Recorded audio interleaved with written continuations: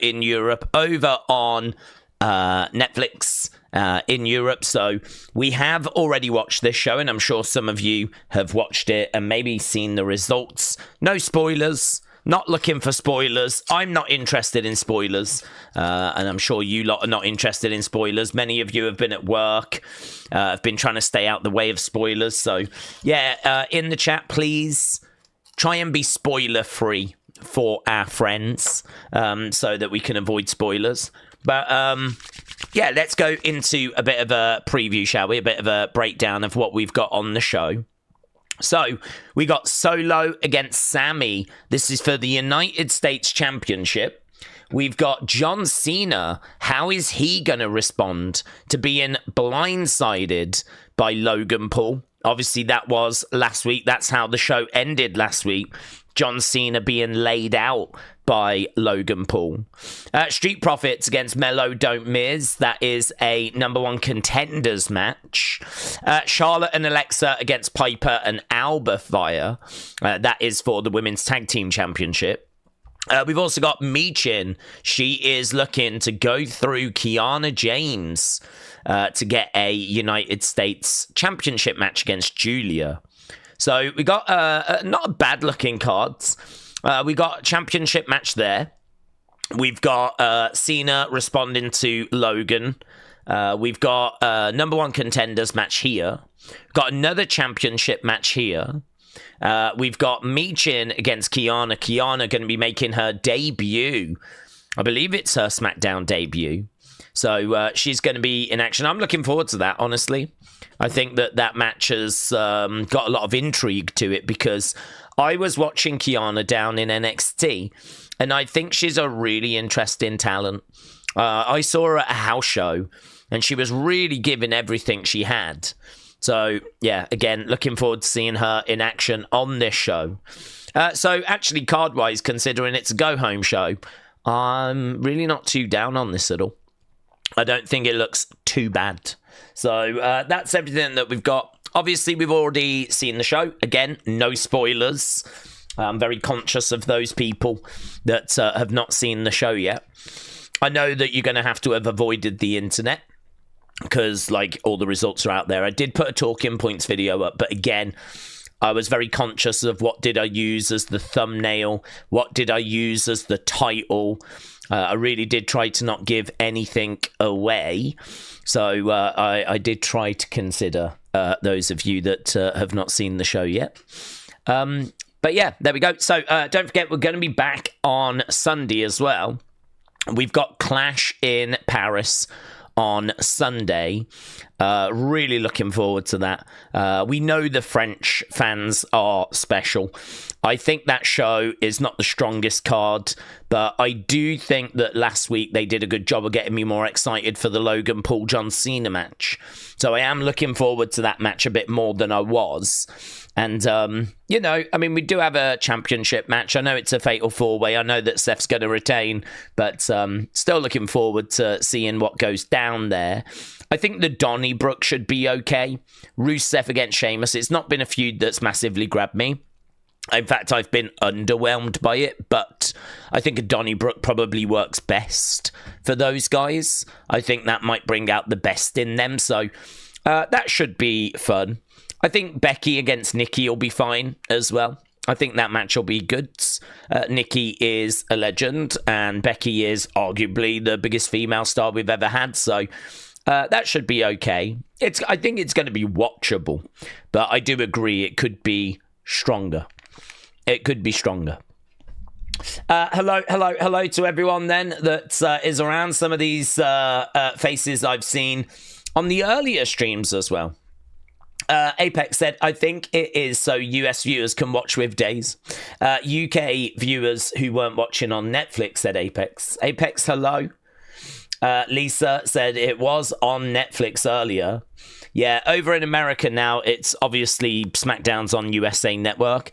If in America you didn't have that deal with USA Network, then it could have been on Netflix and it could have been live for you guys as well. I mean, it doesn't bother me. I mean, I'll just come back and do this second stream for when it gets shown on USA Network.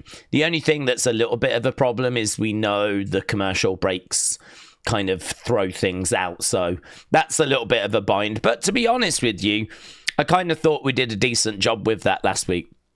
I kind of felt like we were there or thereabouts. It was only towards the end, actually, ironically, that we started to really fall out of sync. But other than that, we were kind of able to stay in sync largely.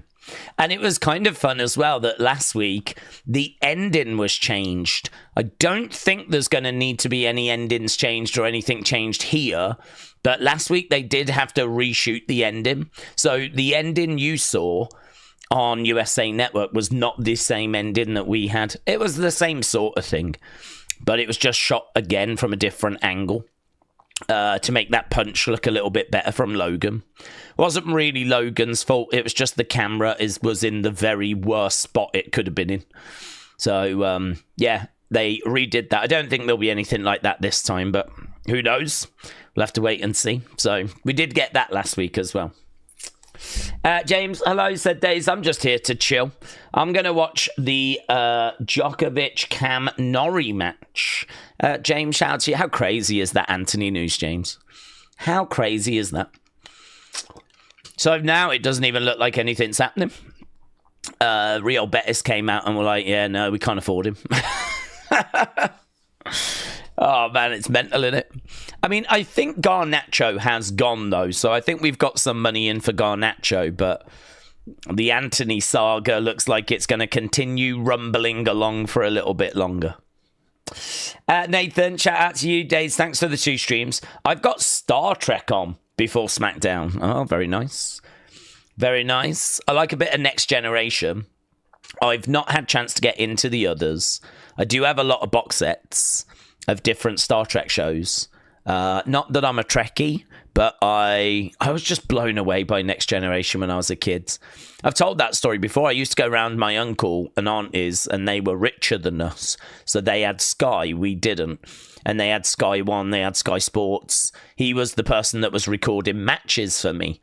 And if ever I went round their house, they would have like Sky One on. And back in the 90s, they would show on Sky One, which was like the big main Sky channel. They would show a lot of Next Generation. There'd be a lot of Next Generation. And so I saw it, and it was like a movie. I mean, like Next Generation, Star Trek Next Generation was like nothing I had seen on TV. It was like a movie. It was like a film, but it was a TV show. And I was like, that is crazy. I was so impressed with just how it looked. It's been a show that I've always wanted to dig into, you know. I think I've watched about 4 seasons of it, and then, I don't know, I just ran out of time. So I need to pick it back up again. But once I'm done with that, I'm sure it probably connects to Deep Space Nine and Enterprise and Voyager and, you know, all that. So when I retire, I've got all of that to get my teeth into. So, yeah, I wouldn't mind sitting down watching a little bit of Star Trek. James said, I know, right? Only us can try and sell a player and for it to get agreed and then go teats up. Yes, that is the Man United way. Just when you're like, how can this week get any more embarrassing? We find a way. We always find a way. Robert said, Daze, evening. How's it going? All right, thank you. Yeah, I've woken up now. What would we say is the story that you've liked and disliked in the past 5 years? The past 5 years. Well, number 1 would be Bloodline. I think Bloodline is like one of the best stories they've ever told. And I think it absolutely changed WWE's fortune. I think Bloodline and Roman is why WWE have attracted the interest they've attracted. I think it genuinely made the product exciting. I think there really was something happening. And I think it was really fun and engaging. And I think it was cinema. You know, I mean, like, if ever Roman was doing something and, you know, maybe Sami was feeling a bit oozy and we were doing all these, like, big matches and you had Cody obviously trying to win the belt and Kevin trying to get the belt and You know, you had all this big stuff that was going on, and, you know, Drew trying to get the belt in Wales, Clash at the Castle, Tyson Fury getting in after singing a song. So there was a lot of cinema at that time, and it was just so good. So I can't really tell you a story that was better than that. I mean, I did enjoy a lot of Liv, Rhea, and Dominic. I think that's one of the stronger women's stories, but it did get quite repetitive, and I think it outstayed its welcome for quite a few people. But yeah, I think there was a lot of really good, and that just revolutionized Liv as a person, as a character. I mean, it just took her from mid-carder that was trying to win world titles to an absolute guaranteed, bona fide, top-end, top star. Just completely changed her. So both of those were really, really big in recent times. I was not actually a big fan of CM Punk Drew, and that's quite controversial because a lot of people love that feud. But I just thought them arguing over a friendship bracelet was just a bit cringe. And I don't think they did the work to tell us that that friendship bracelet meant something. Like, it was just a friendship bracelet that had been given to Punk recently. And, it, you know, we didn't know it meant loads to him. They kind of, he snatched it and stole it. And then we kind of got told that that meant a lot to him. I just think we didn't book that bit right. And then, like, some of the matches weren't that great. If you look at, like, the scores the community gave their SummerSlam match, you know, and put in Seth as the special guest ref is so nonsensical. It doesn't even make sense. Like, why would you have Seth? You're only putting him in there for the sake of putting him in there. I just don't even think that was a good move. And, you know, there was, until we get to that Hell in a Cell, I mean, the Hell in a Cell match is brilliant. And the social media work of Drew is brilliant. So there is definitely brilliant parts to the feud. I'm not going to say it wasn't. But there was parts of that feud that just did not work for me. And so as a result, I can't put it up there amongst, like, you know, my favourite feuds. And don't get me wrong, there was parts of the Bloodline story that didn't work for me. And there was parts of Rhea and Liv that didn't work for me. But I would say there was probably more in Drew and Punk that didn't work for me. So, yeah, I'd go with something like that. Worst story, I don't know, to be honest with you. I mean, Bad Bunny would come to mind. Anything celebrity would come to mind. Anything sort of Logan-ish would kind of come to mind. Anything Pat would come to mind. If I think about the things that, for me personally, I don't enjoy about modern WWE, we had a bit of a rant earlier about celebrity involvement. We had a conversation about Logan earlier. I'm certainly not looking to have conversations, repeat conversations. So it's not ground we need to go back over again. But yeah, for me, like anything that's going to really involve putting celebrities over, certainly in-ring, is going to be a challenge for me to enjoy. So something along those lines. Miss Dell Jr. said Jake Paul against Tank Davis is going to be on November 14th. Thoughts about that fight, said Mr. Dell Jr. I think that it's a big name. I think that it is intriguing in the sense of Tank is obviously a proper top-end boxer, but the size difference is huge. I haven't actually seen details as to what weight they're fighting at. I mean, it's an exhibition, so I'm guessing there is just going to be size difference. I mean, I don't know if they're coming in at the same weight or if it is just going to be size difference. Like, maybe the appeal is, okay, the one fighter is, you know, of course, massively advanced compared to the other fighter, but maybe the difference maker is going to be the size. You know, Jake Paul's size but we know that size matters. I mean, we saw Canelo trying to go up to light heavyweight and take on Bivol, and, you know, he couldn't do it. He just fell short. I think that's a challenge that Canelo feels he can overcome, but he is really pushing beyond his limit there. Now, of course, Jake Paul is not Bivol, right? So let's not, get too twisted. But the size difference between Tank and Jake is also quite significant. I mean, I think Tank, isn't he around like 140 sort of area? And Jake walks around at like over 200. I mean, it is huge, the difference between them, size difference between them. So, I don't know, it's an exhibition. Yeah, for me, I think it's going to be a load of nonsense. When it comes to exhibitions, I'm thinking they're both going to avoid knockouts. It's just going to be that they're both going to get a payday. They're going to both get through to the finish. I don't even know if there's going to be a winner. Even if there is a winner, it's only an exhibition. It doesn't affect anyone's records. To me, it's a nonsense. Honestly, it's a nonsense. I mean, Jake's going to step in there with a proper boxer, someone that's got real skill, but I don't know quite what he's going to learn from that. And it's an exhibition, and I wouldn't even be shocked if there was a few words that I would have so much more respect for Jake if he was to take on someone in the top 50, just even top 50 of, say, the cruiserweight division, right? I think someone told me currently Jake is ranked outside the top 100.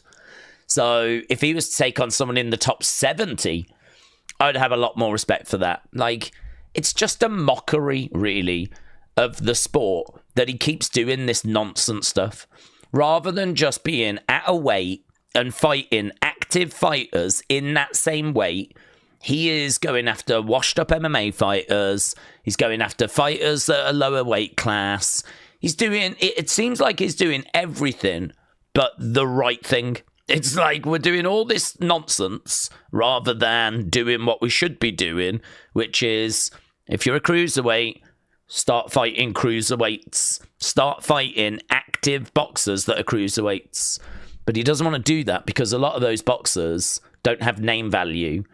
And he is concerned about the here and the now. He is concerned about making money and putting on big fights now and yesterday, rather than having the fights he really should be having. Will he learn anything out of an exhibition fight with Tank Davis? Maybe. Maybe it will show him that there are skill levels and that Tank Davis is a much higher skill level than what he is. It might show him about hand speed and movement and, I mean, I would imagine that both of these guys, I don't think Tank's knocking out Jake. I don't even know if Tank's got the power to knock out Jake. I mean, I would imagine that he could rock Jake, but I mean, Jake's been boxing for a good few years now. I think Jake's defense is good enough whereby he's going to not get spot knocked out, right, by Tank Davis. You got to remember that Jake is a 28-year-old guy in his prime, physically in great shape, and has dedicated himself to boxing. I will give him that. I mean, I think he trains all the time. I mean, you can't cheat when it comes to boxing. So I do think he's looking in great shape. He's, clearly all about his nutrition. He's got amazing trainers that work with him. So, I think that it's a nonsense. I think it's a nonsense. I'll watch it. But I think it'll be a nonsense. It's just to try and sell pay-per-view, try and sell fights, try and sell Netflix subscriptions. But it doesn't really tell us much, does it? So that's how I feel about it. I mean, I'm much more interested in him stepping in there with Anthony Joshua. Much more interested. Now that's more interesting. Because if he gets a win over Anthony Joshua, fair play. Jesus, I ain't got nothing to say about that. I mean, Anthony Joshua is one of the top heavyweights in the world. Anthony Joshua might not be at the very top, might not be at an Usyk level, might be coming off a loss to Daniel Dubois. But, I mean, Anthony Joshua should have more than enough, way too much for the likes of a Jake Paul. And that is a lot closer to Jake's weight class as well. I mean, Jake doesn't have to work too hard to get up to the heavyweight weight limit. And, that is a much more intriguing fight. So, yeah, give me Jake against Anthony Joshua over Jake against Tank Davis in an exhibition match. Right, David, shout out to you. Said it was announced before the live show about the Piper Chelsea change. WWE Vault yesterday put on a house show from the Omni in Atlanta in 1983. David, thank you. Hannah said, Daze, Smackdown looks good, especially with one of the hottest audiences in Europe, France. I hope that Cena puts Logan in his place. There seems to look like there was some tension between the two. Yeah, well, we'll find out. I mean, there is tension. I mean, last week he absolutely cooked him. So I think that there could be some tension. I saw an interview on Busted Open. I don't watch Busted Open, but it was just a little short that got recommended to me.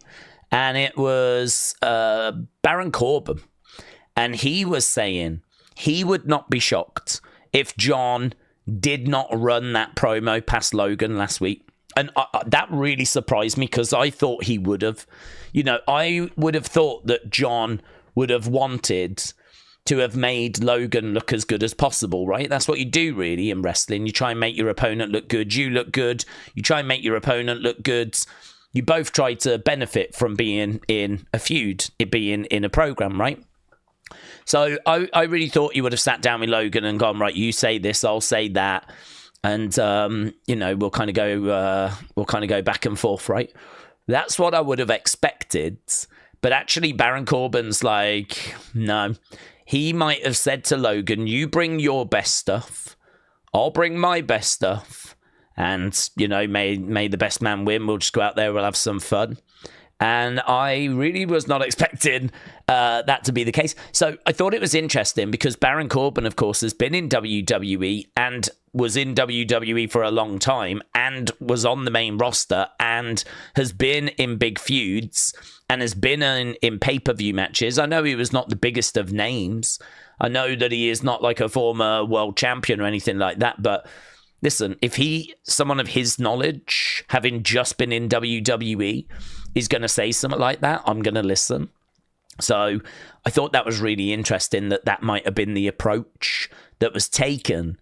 And actually, I mean, I do think Logan looked a bit frazzled, flustered. I don't know that he was ready for or prepared for some of the lines that John had to say last week.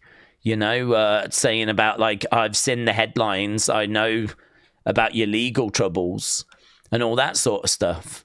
And going off on Prime. And I don't know, man. I mean, there's levels to this game. And I wonder if John was just showing Logan what level he's at and what level John's at. And just sort of pointing out, like, you think you deserve a world title run. You think that you really are at this level. Like, I'm going to show you what level you're really at. And maybe it was a bit of an eye-opening experience for Logan. I don't know. I don't understand what's going on. Honestly, I don't understand. I mean, if you're going to go, let's put Logan in there with John. I mean, I've got to think that one of the things you want to do is build Logan up, isn't it? I mean, John's going to retire. And surely one of the things you want to do is build Logan up for the future. Part of me does wonder if Logan's going to get the win this weekend. I keep coming back and thinking that, because why would you bury Logan so much in the builds? I mean, he cooked him last week. He absolutely cooked him. At one point, I thought Logan was genuinely going to cry. I'm not even just saying that. Honestly, they cut to him and he was all like flustered and I don't know. I mean, it did seem like some of the stuff that was being thrown at him was quite shocking. So I don't know, man. I mean, I don't know why you... But saying that, John did the same thing with Austin Theory. He buried him, didn't he? Absolutely buried him. But the thing was, Theory then won the match. It didn't help Theory, though, because Theory's win was not as impactful or as credible as the savage promo work that John had done in the builds. So even though Theory beat Cena, it didn't do anything for Theory. Theory still came across as being not good enough, not ready, not of that level. I mean, we know that the shows are booked by the creative team and, the person in charge. So Theory winning did not really mean anything. It certainly couldn't counter the words that John had said in the builds. So that's why part of me is sat here going, man, he has absolutely cooked Logan. Is Logan's response going to be to get the victory this weekend? Is that how Logan responds? And then maybe a handshake from John, like, respects. You've got something. You've got more about you than I gave you credit for, or something like that. I don't know. I find it really weird. I find it very engaging. They've actually got me more interested in this match than I was before. Before, I just didn't care about it at all. But actually, John cooking Logan has got me more interested because I want to see how they book the match now. Yeah, I want to see what they're going to do. Benny said, Daze, I would hate to play hide and seek with the Wyatts. They're so good at hiding from the shows. I hope we get something at least mediocre for them. Well, they like lurking in the background, don't they? They've been doing a lot of that recently. Tyler, hello, shout out to you. Said Cena also did that same thing to Roman. It is true, yeah, he did. He cooked Roman, you're right. Roman was trying to talk and Cena was like, it's called a promo. If you're going to be the big dog around here, you're going to have to learn how to do them. It's true. Cena does have a track record of doing that sort of thing, I suppose. So, I don't know. Perhaps it just comes back to... I wonder if Cena has got the mentality of... I'm the guy, I'm the measuring stick, WWE deal them, and I just play them. You know, he said that before, didn't he? You remember when Triple H kind of insinuated that Brock Lesnar was, handpicked by Cena, and Cena kind of responded by saying, hang on, nothing's changed, they deal them, I play them. So I wonder if in Cena's mind, he is thinking... Okay, so if this is the next person that's going to get to step in the ring opposite me, then, well, let's see what you've got. Let's see why they have selected you. They think you are worthy of being and hanging at my level. So, what you got? So, Cena gives his best and it's up to you to respond. And honestly, if that is what's been happening, wow. You can see for yourself. You don't need me. I mean, you don't need me anyway, but you really don't need me here to show and tell you the gap, the chasm, the Grand Canyon in size and scale, in difference between what Logan delivered and what Cena delivered in his promos. I mean, it is just... I mean, if there's levels to this game... I don't even know that Logan's got out the lobby, right? Whereas John Cena's on the viewing deck. Okay, so I mean, it's so drastically different. He absolutely cooked him last week. Absolutely cooked him. Let's see what goes down this week. Right. Ethan, shout out to you, buds. Appreciate the kind words. Daze, thoughts on the New Day heel run? I'm loving it, says Robert. I wish they gave them a bit more to get their teeth into. I kind of like the fact the New Day are doing fun things again. I think the New Day's strength was always bootios, pancakes, dancing, skipping with unicorn horns, and do you know what I mean? Like, their strength was always these extra elements that just provided fun. You know, they would come out, they'd be doing the claps like this, they'd have like a New Day Pops cart where they'd have like, ice creams, or they'd be chucking bootios out. I mean, they had their own breakfast cereal. They had bootios breakfast cereal. So they're so much fun to actually see what they became, which was just two guys cutting promos, not really having anything creatively to get their teeth into. for a long time. I mean, really, you could say during the pandemic and after, there was nothing for them to do. I mean, there was no fun. There was no gimmicks. They were just on the show, coming out, just being them. There was no bootios. There was no pancakes. There was absolutely nothing, right? At least now they got rid of Biggie and, you know, they changed their music. They still weren't really doing anything for quite a while. But now we're seeing Xavier wearing, like, the morning hat. And then he wears, like, the little hat. And now he's got, like, his neck brace. And, you know, he's changed his kind. He did, like, a bit of an English gentleman thing, I think, on Monday. So, I mean, he's having a bit of fun with his attire. Obviously, we know that Kofi's got rid of his moustache. He's just got the beard bit here, which is kind of fun as well. But, I mean, I feel like at the moment they've got something to get their teeth into, which is mourning about the loss of their tag titles. And the new thing they're getting their teeth into is trying to ban the Mexican Destroyer. And certainly Grayson has got his teeth into that, going around Birmingham, trying to get people to sign the petition, putting the petition up online and, you know, trying to get that banned. And actually, I think Xavier put a little video out as well talking about how it should be banned. So there's just these flickers, and I'd say they're not more than flickers. We're nowhere near where we were with bootios and all of that, but there's just these little green shoots, just these flickers of life that the New Day might be able to kind of come back as heels, doing some fun stuff.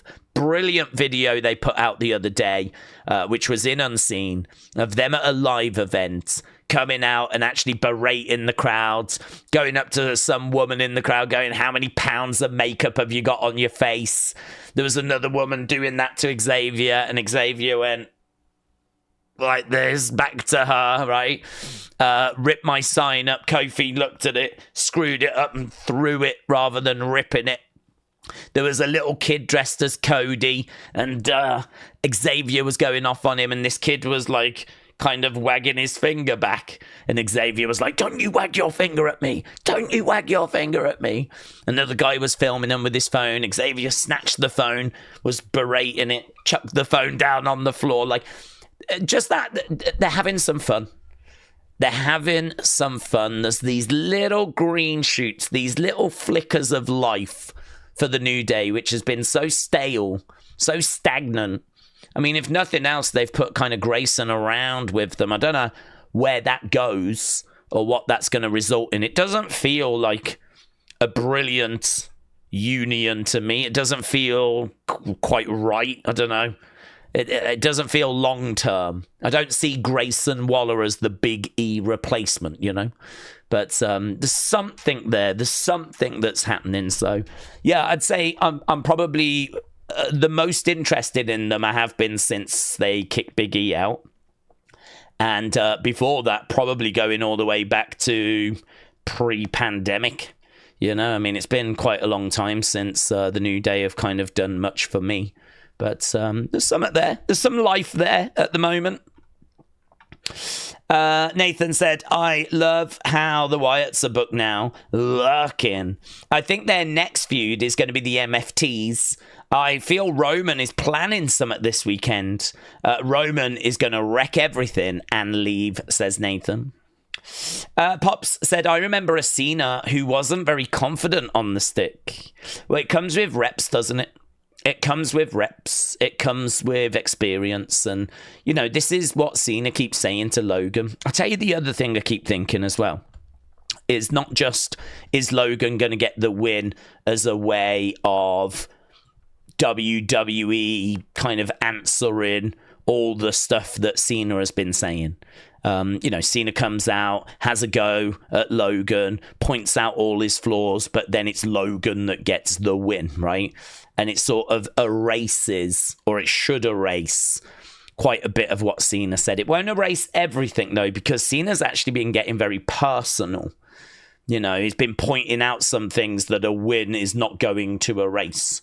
You know, you only tend to make headlines these days because of, like, you know, bad news, things like that. I mean, you're not going to be able to erase that. with a win.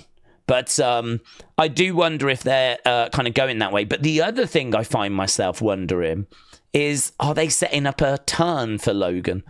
Are they just trying to turn him back face? I don't know why you would want to do that, how you would do that. I have no idea. I have no idea how you were going to get the crowd to do that. But Cena keeps talking about letting, understanding what you can do for wrestling, not what wrestling can do for you.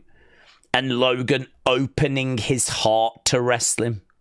It's kind of a little bit like Cena pointing all the flaws, pointing out all the things that people don't like about Logan, and then saying to him, if you want that to change, you've got to start doing stuff for wrestling, not wondering what wrestling can do for you.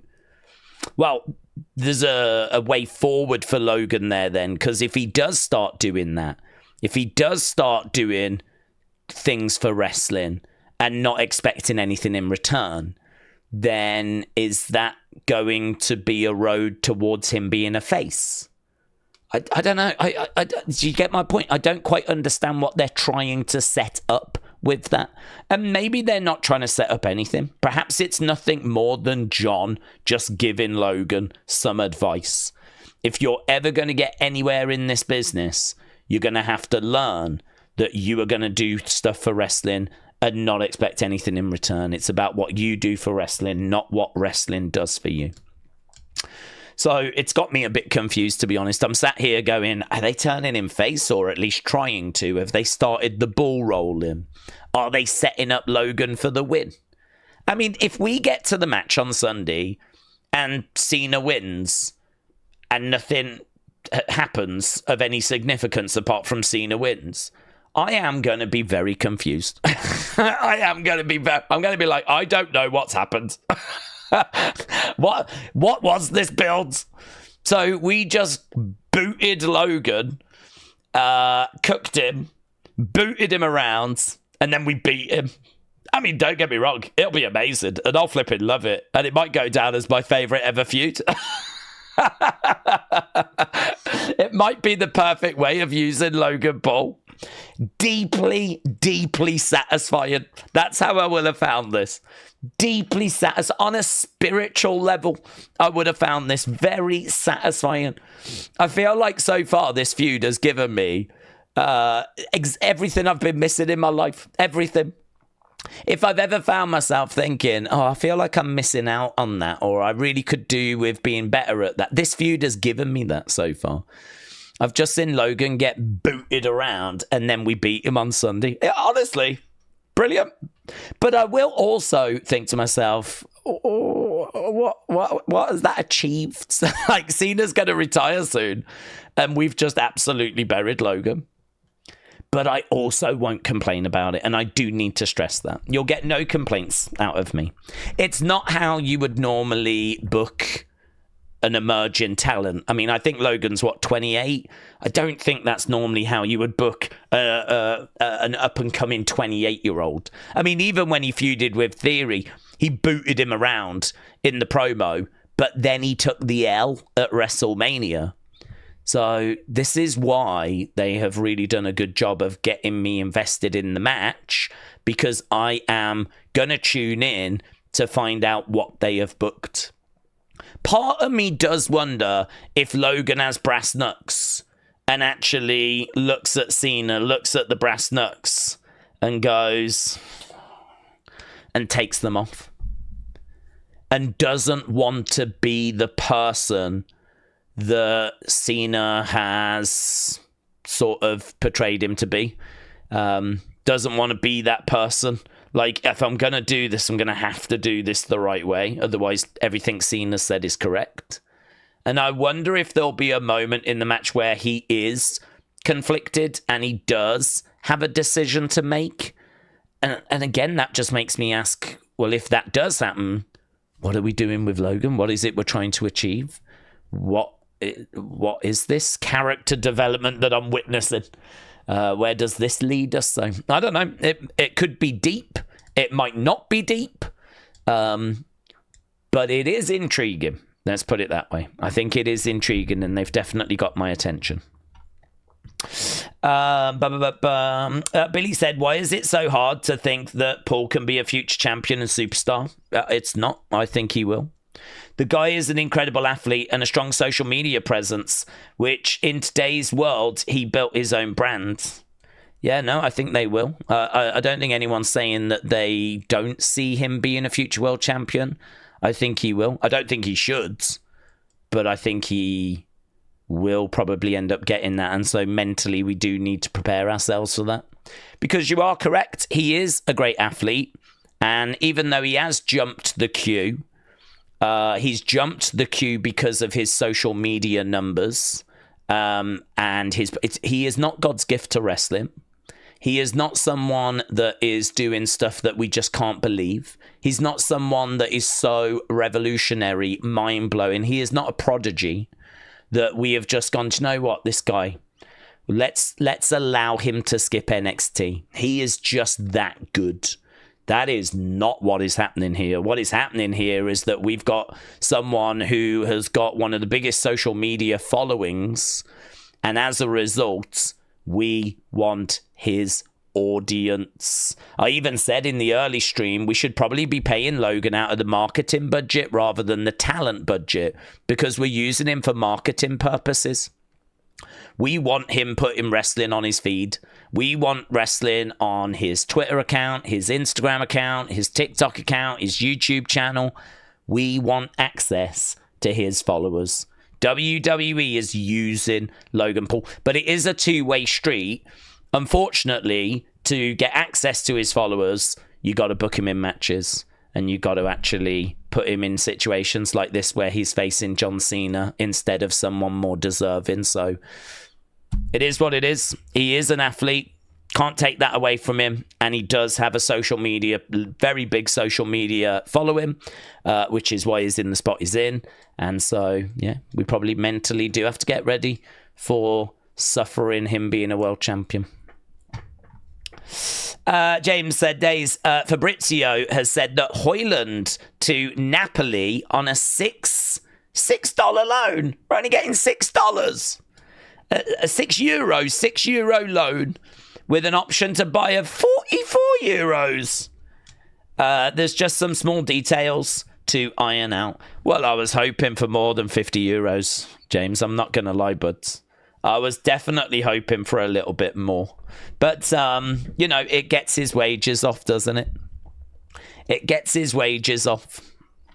So I'll take that. Oh, million. Right. Hey, that's really good. I think that's really good. So, 6 million, 44 million. That means you'd be getting 50 million back for him, which I don't think that's bad at all, considering he's not done anything in Manchester. A young kid has great potential, probably would be a really good player for them, but yeah, I would take that. I would take that. Billy said, Daze, keep in mind, The Miz started out as a reality star, and he's a future Hall of Fame member. Yeah, I mean, what I would say, again, no, I haven't disagreed with any of your points. I mean, you're saying about how Logan's probably going to go on to be a future world champion, and I've said, yeah, he probably is. Because if he keeps doing this and sticking with this, I mean, eventually you probably are going to give him the belt. I mean, what I would say with The Miz is also used as a bit of a punching bag. He's also a bit of a punchline, isn't he? I mean, didn't CM Punk refer to, was it MJF, as like a poor man's Miz, or you're not even at the Miz's level? So, like, the Miz has really had to endure a lot of disrespect. You know, famously, he wasn't even allowed to change in the changing room when he first came into WWE because the talent didn't think that he deserved or had earned the right to do that. So we can't paint a picture of the Miz being or having a completely smooth, seamless run, right? He had to endure a lot of issues and tribulations with people thinking that he didn't deserve to be there. I'll tell you the other thing The Miz did, though, and that was put the work in the sense of he was there week in, week out, first in, last out, house shows, TV shows, whatever was needed. The Miz was there to do it. And so, you know, hard blooming work has got The Miz where The Miz has got. Really hard work, grind, effort. I don't personally see that level of commitment from Logan. You know, Logan keeps bragging about how he wants to do this full time and how he's dedicated. And as Cena pointed out the other day, you've done 23 matches and you're talking to me who's got 23 years of experience. So, you know, we're sat here with Logan having just over 20 odd matches. I mean, there's people in Evolve that have had more matches, way more matches. There's people in Evolve that have come off the indie scene that have had more than 20 odd matches. I mean, it is crazy. This is crazy. But again, we know why we're doing it. We're doing it for his social media numbers. So, yeah, look, you get no arguments out of me. As I said, I think mentally we do need to prepare ourselves for Logan being a world heavyweight champion. Miz came in, put the work in. He was able to get to that championship, but it was not smooth sailing, him trying to get to that level. Steve said, can Logan's stock get any lower? He keeps saying, I am here full time now, but I swear we've seen him less. Logan is also not a great person. I don't have time for him, said Steve. Well, I think his stock can get lower because, you know, he is someone that obviously had to go through that Japanese stuff, right? And then, of course, he had to try and rebuild himself coming out of that. I mean, he was done. He was washed. And he actually credits KSI with saving his career because no one wanted to touch him. No sponsors wanted to touch him. Fans were turning on him. But it was KSI that called him out for that fight, that boxing fight. And so as a result of that, it meant that he could focus on that. The fans could focus on that. And it sort of moved the narrative on. And all of a sudden, there was a light, there was a way forwards. So KSI saved Logan in that moment, right? And so he weathers that storm. But obviously, there's still a lot of ill will towards Logan. That kind of thing ends careers, brings people down. That should be the end of the story, really.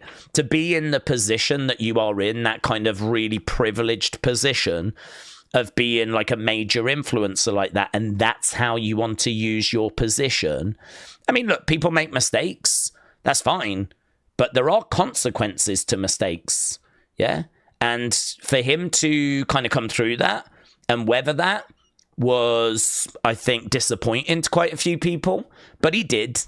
And then he moves forwards. And then, of course, you know, you find yourself not shortly after with the Crypto Zoo scam.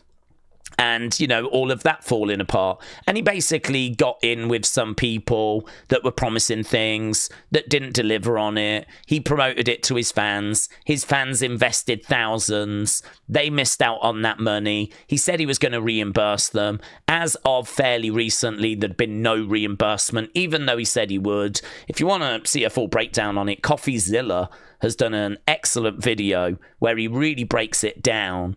And, you know, Logan was at first upset with CoffeeZilla for exposing the truth. Then he actually put a message out saying, actually, I've thought about it. I want to thank CoffeeZilla. This is important. And I want to thank him for bringing this to light. And then I think he went back to suing CoffeeZilla. Like, he is all over the road in regards to trying to figure out how do I respond to this. I mean, full on panic stations, right? Full on panic stations. And, you know, I think the sad truth is that I don't think that's going to bring him down. It hasn't brought him down. I think the WWE stuff has kind of meant that he has been able to continue to move forward and weather that storm as well. So this is just someone who is out for himself. I mean, that's as simple as it is. He is out for him. He is just trying to get as much money, as much fame, as much, you know, star power. He's trying to get as much as he can. And if there's going to be people that are hurt along the way, so be it. And to be honest, that is a lot of the kind of influencer mindset. I mean, you see a lot of these pranksters doing pranks online that don't give a damn about people that they're pranking. They don't care about the impact that they're having on others. They just want the content. They want the views. They want the likes. And if I hurt a few people along the way, not bothered. I saw a video of Logan over in Japan.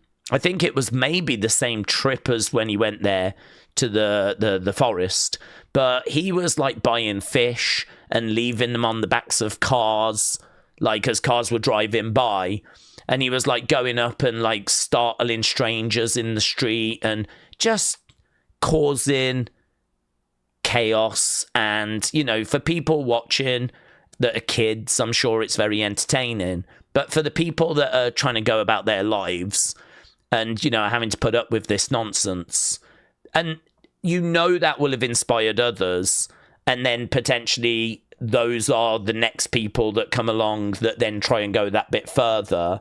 And it's a bad influence. It's just, oh God, it's just not something that I want to be supportive of. But listen, he's got his fans. He's got his fans. There's people that watch that and enjoy that and think that he's great and entertaining. I think he's one of the biggest douches I've ever seen. I don't have much positive to say. The only thing I will say is when we first saw him, he put in a good performance and he was athletic and he held his end of the bargain. And if I have to say who is the best celebrity wrestler we've ever had, I would not hesitate in saying Logan Paul. I think he is athletic. I think he is explosive. I think that he's got some really good raw skills. I think he's not lost. He doesn't stumble on his words. I think he can, you know, he's used to talking. I think that he's got a good size to him. I think he brings a lot of good positive attributes. I think that there is commitment and effort when it's time for him to have a match. So, you know, I've given him his flowers on all of that.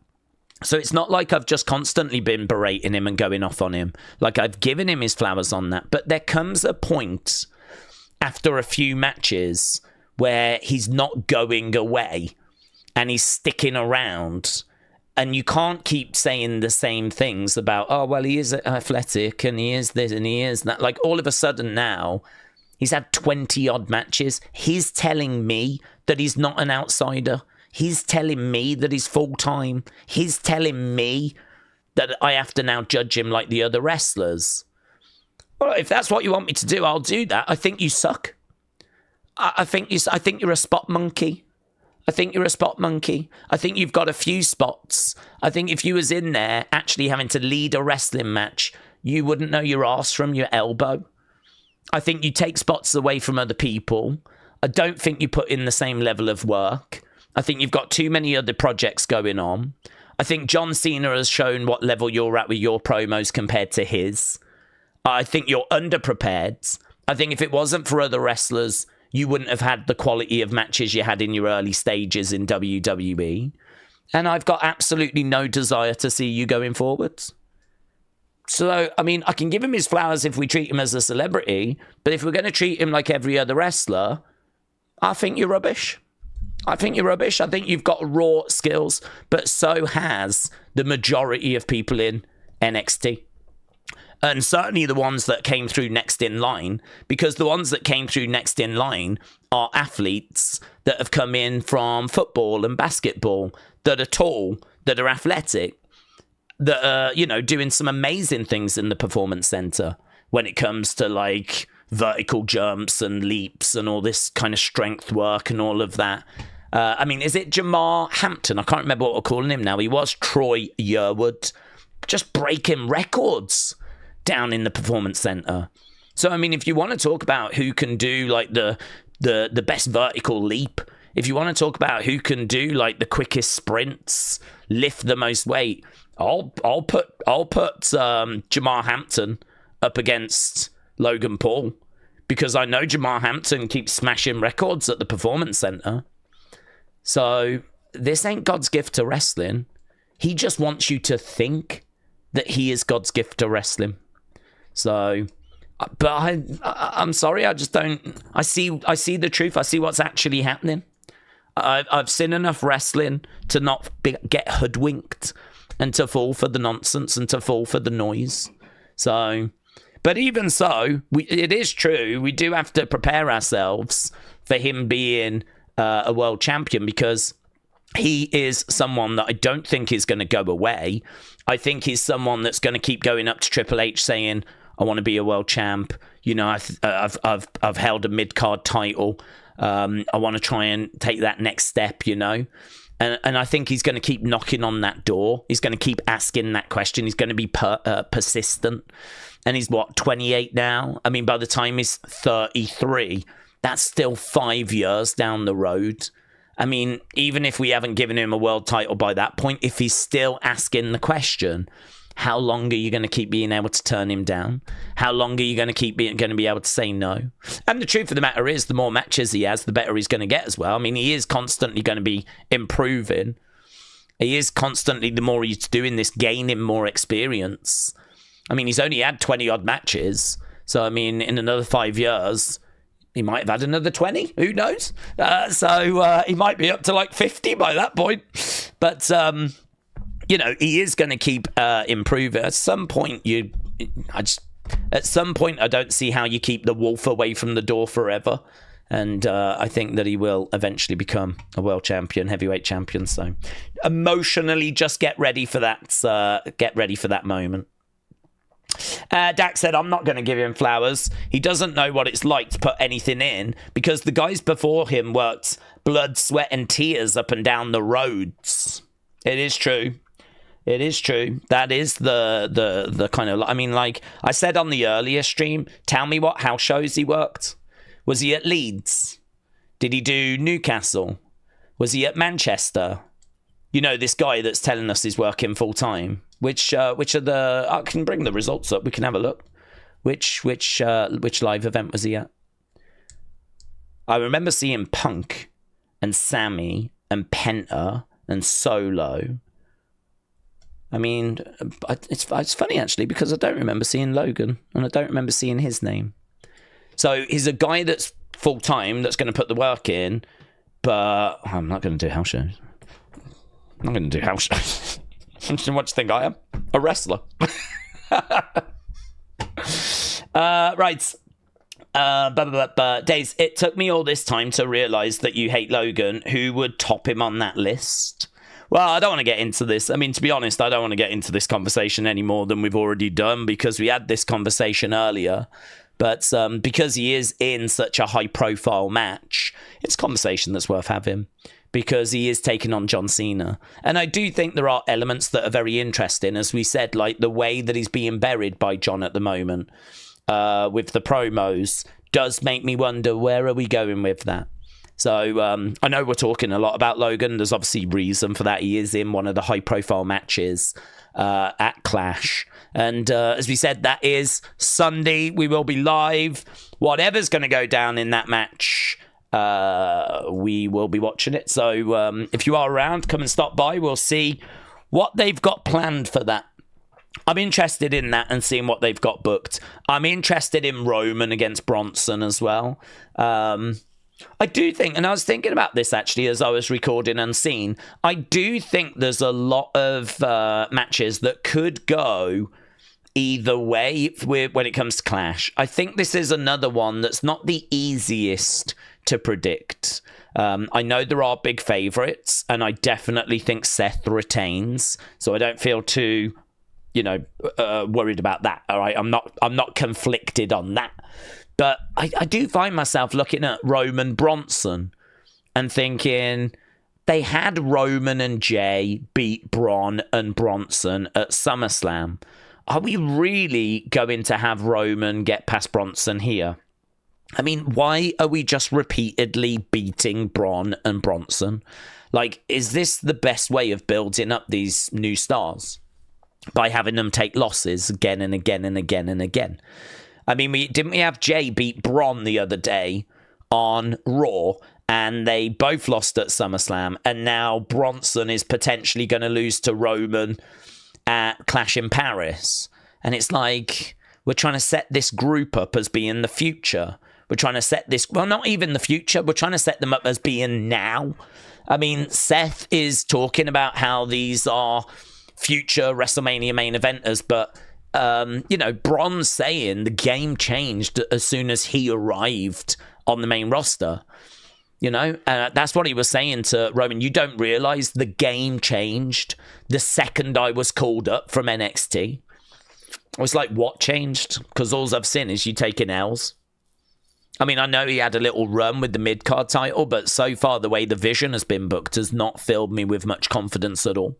I have absolutely no idea why they have not put someone in that group that can take losses.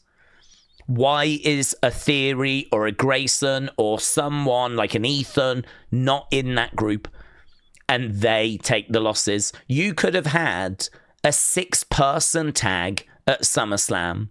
I can't remember what Jimmy was doing, but why could you not have had Jimmy, Jay, Roman against Ethan, Braun, and Bronson, and Ethan take the pin?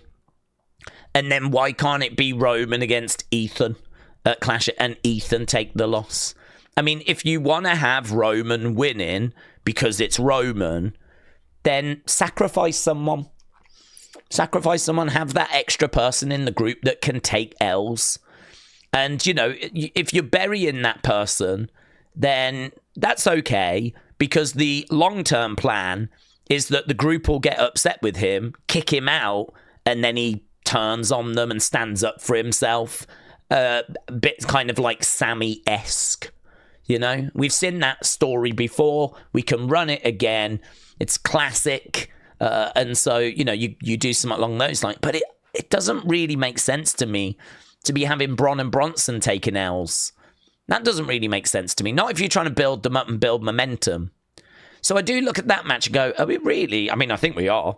But are we really going to have Roman beat Bronson? I mean, you're telling me we can't even have shenanigans? I mean, what's Braun going to do? Just what? Flipping watch it from the changing room? I don't think so. Pretty sure he's going to get involved. And if he gets involved, does that bring out Jimmy? Does that bring out... I mean, it won't bring out Jay, because Jay's got a match later, but does it bring out Sami? Or... I don't know. Honestly, I don't know. But I do look at that and go, are we? Really, are you? You're really going to do that? And I think they are. I think they are going to have Roman go over Bronson. I mean, I would love it for Bronson to... I don't know, something happen... maybe Roman gets attacked backstage and then comes into the match not 100%, and then Bronson beats him. I mean, I think less than 100% Roman against a 100% Bronson, well, I have no problem with Bronson winning that battle. A 100% Roman gets past a 100% Bronson. I'm okay with that. But, well, I don't know. If I was booking Clash, I would not have a 100% Roman. I think I would have... And isn't Roman going away soon to film Street Fighter? Because he's in that film, isn't he? So if Roman is literally on the verge of leaving anyway, why not have Bronson win and actually send Roman away for a little bit? So that's why I'm saying that match doesn't seem as straightforward as the odds seem to make it seem. Because the odds have just got Roman winning, minus 2,000, really massive favourite. Wins, goes, does his film, that's it. And yeah, honestly, maybe that is what happens. But I would find myself going, really? You couldn't come up with something better than that? So I do kind of look at that and go, okay, right, well. If that's okay. I mean, I think Rusev and Sheamus is close as well. I think that Rusev is rightfully the favourite because he's new and he's only just come back. So you'd think that they'd give him some momentum. But equally, if they've got plans for Sheamus to maybe go on to something else, then bigger, then maybe they give Sheamus the victory. I mean, the odds the other day on that were like minus 120, plus 100. They were actually quite close. I think as we've got closer, the odds have got wider. I think as we got closer, people have got more confident in Rusev. And I think that makes sense. But I wouldn't say it was that wide. It's not the craziest thing in the world for Sheamus to get the win and to get past Rusev. And then Rusev can start talking about how something is missing. It's not right. Something's not right. He doesn't feel himself. And maybe potentially that leads to Lana coming in. There's some people that think Lana might be making her presence felt this weekend. Well, if she doesn't, he could take the loss. And then you could have him talking about how something's not right. It didn't feel right. And tease the arrival of Lana. And maybe that could be the missing piece for him. So I do look at that and go, well, that was quite close in the odds the other day. I think there is an argument that that could go either way. I do think Rusev is favourite, and rightfully so. No, I don't think it's that wide, to be honest. And I also look at Becky and Nikki. I think Becky retains. I do think, though, that Becky doesn't necessarily need that belt. I think that considering Naomi is now out of the picture, you might even make the argument that we need Becky back free to be around the top end of the card.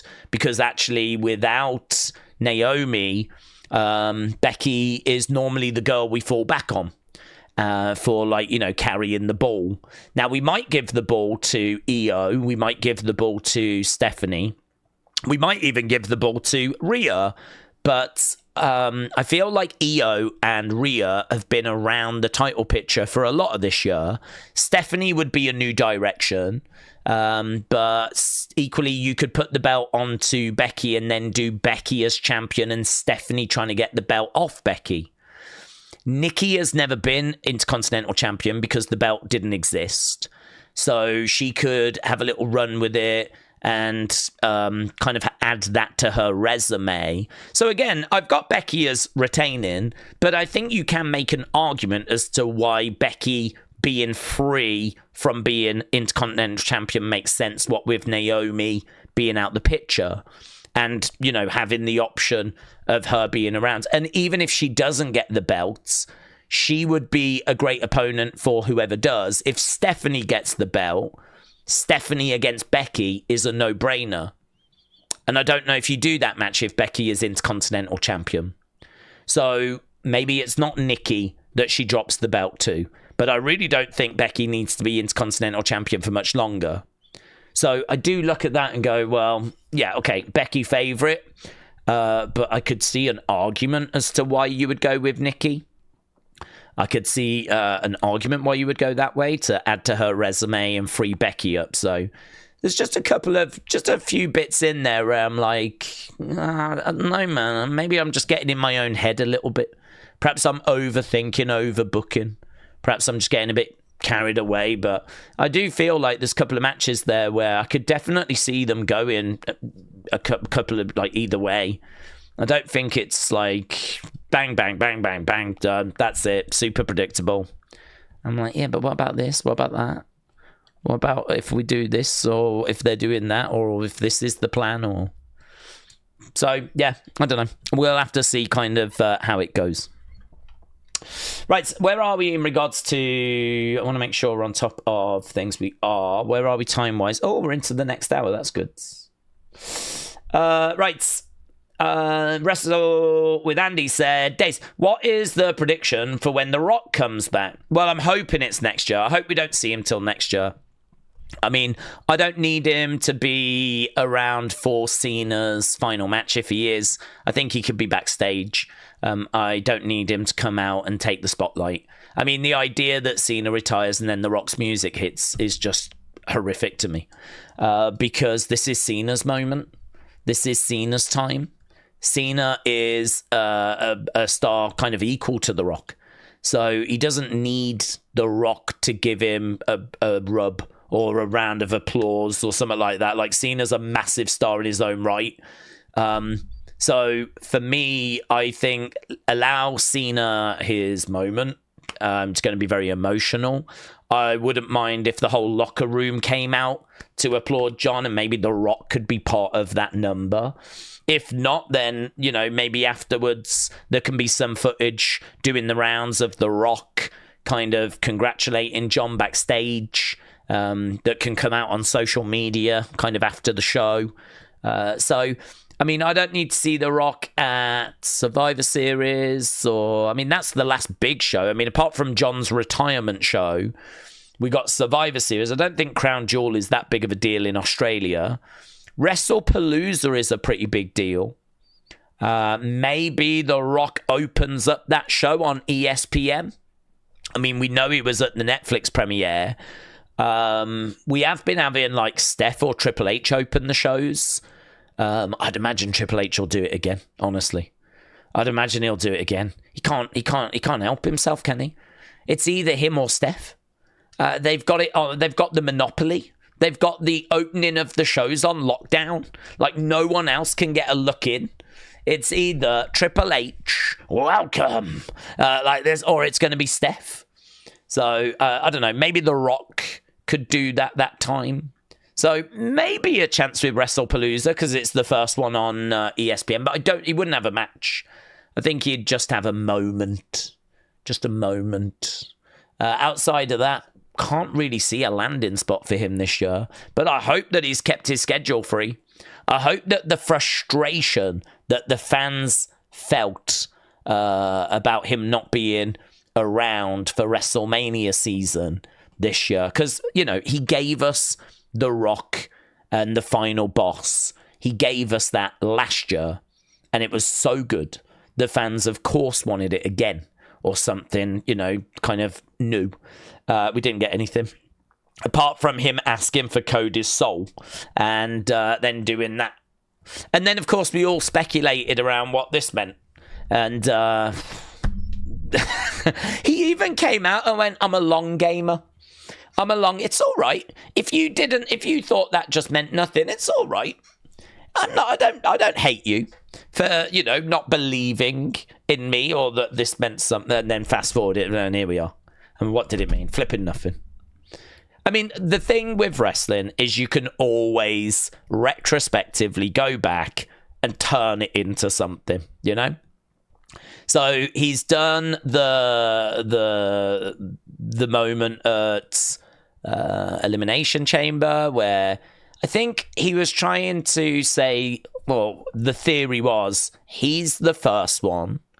And then at Elimination Chamber, he kind of gave the second finger to show that Cena was the second one. And then people are wondering if there's going to be a third one in that group. But the thing is, Cena's gone now. So there is no group. You know, there is no group. So I don't know what the flip that hand thing's going to mean. To be honest, I remember at the time people saying it was just him counting down to his music. And if you watch the clip, it could be dun, dun, dun, and then his music hits. But it's so funny that became a thing. And then at the press conference after Elimination Chamber, it's like, listen, I'm a long gamer. If you thought that meant nothing, it's fine. It's fine. I'm not offended. You know, it's just sometimes you have to wait for these things. So then everyone's like, okay, well, that meant that, and that meant that. So there should be one more.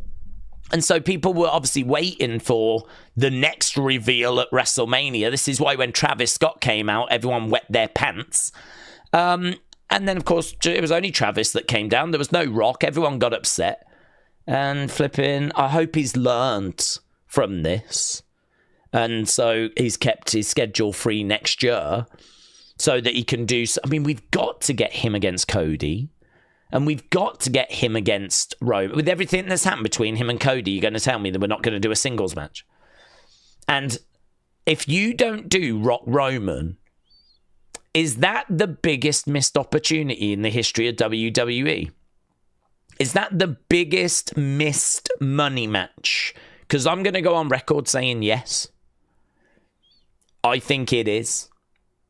I think Hogan Flair would have done well, but I don't know that it would have done Rock Roman numbers. Because I think Hogan Flair, there was a lot of interest in it. They ran it in the live events, but apparently it wasn't getting a very good reaction.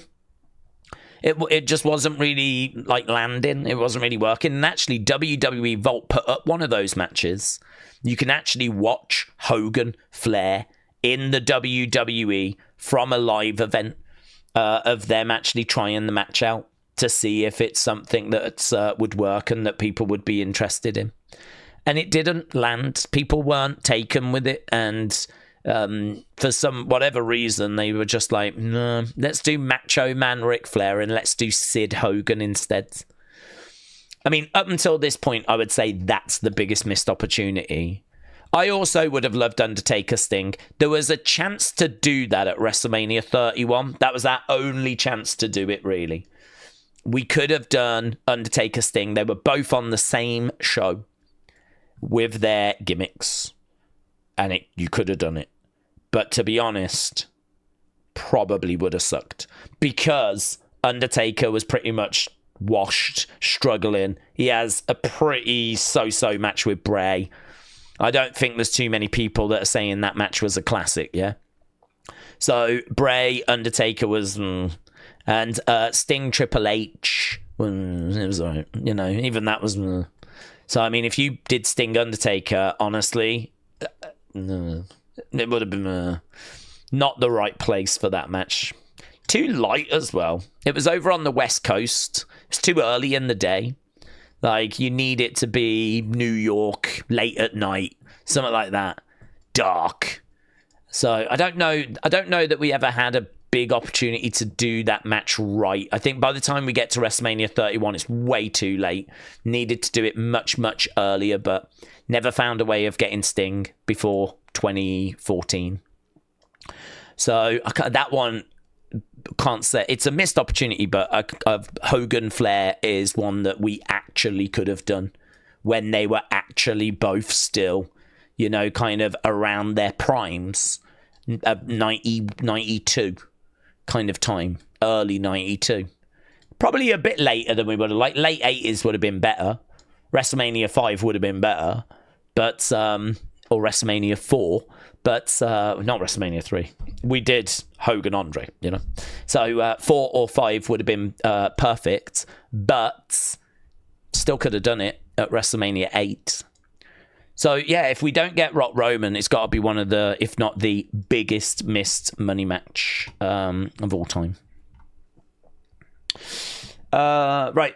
Bron took my Jordans. Has anyone got any extra shoes? Says RR8080TC.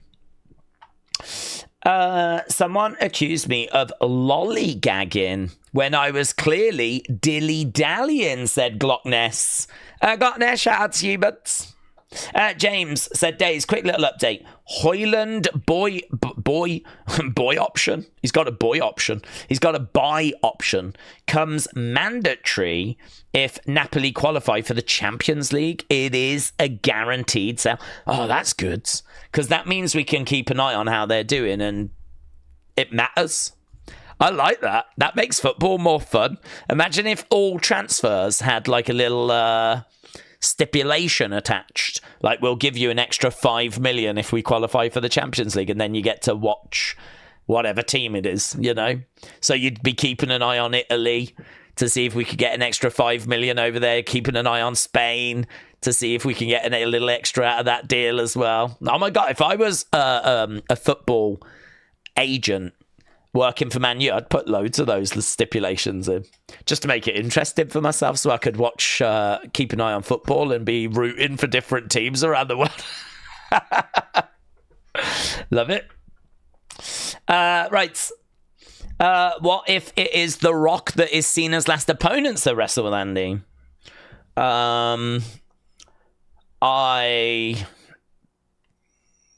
mean, obviously I wouldn't hate it, because it's a massive match and it would be a huge deal. I don't know. I mean, The Rock would need to be training, and he would need to... I don't know how the match would go. I think John needs to be in there with someone younger. to sort of lead the dance a bit. I don't know that John's going to be able to steer the Rock, an inactive Rock, through much of a match at the end of 2025. I mean, when it comes to something like that, it's all about the builds in it. I mean, it's all about the poster. It's all about just getting people to tune in. But I think for John Cena's last match, it would be really good if it was a banging match. You know, a bit like Ric Flair. You know, Ric Flair, Shawn Michaels. I don't think him against The Rock would be a banging match unless you booked a load of shenanigans. It would have to be a street fight. It would have to be. You'd have to make it a street fight where anything goes, weapons, chaos, outside interference. It'd have to be a street fight, and it'd have to be like WrestleMania 40, with just people coming down, flipping Undertaker, and everyone getting in each other's way, and do you know what I mean? Just a whole thing. So, do they call it a what do they call it? When you get all that sort of outside interference. So, yeah, it's... I don't know. Yeah, I wouldn't be down on it. It's not really what I'd be looking for. I don't mind the Gunther match. I think that would be really, really good. I mean, honestly, if he wants the best match, just go up against Io. She's probably the best wrestler right now. She'd give him a banging match. I'm joking, by the way. But yeah, I think a schloz, that's the word. A schloz. Shenanigans, yeah. Lots of shenanigans. Yeah, I wouldn't be down on it. I wouldn't be against it. I would worry about the match quality. And I think it would be a lot of hype, a lot of promotion, a lot of anticipation. It would do massive numbers. But John Cena's last match is going to do massive numbers anyway. And I think really I'd just want to try and give him the best match possible. So I kind of like the Gunther shout, to be honest. I kind of like the Gunther shout. I think Gunther is capable of putting in a fantastic match. And, you know, as long as they work on... It's a shame we haven't got like a Shawn Michaels right now, isn't it? We ain't got one.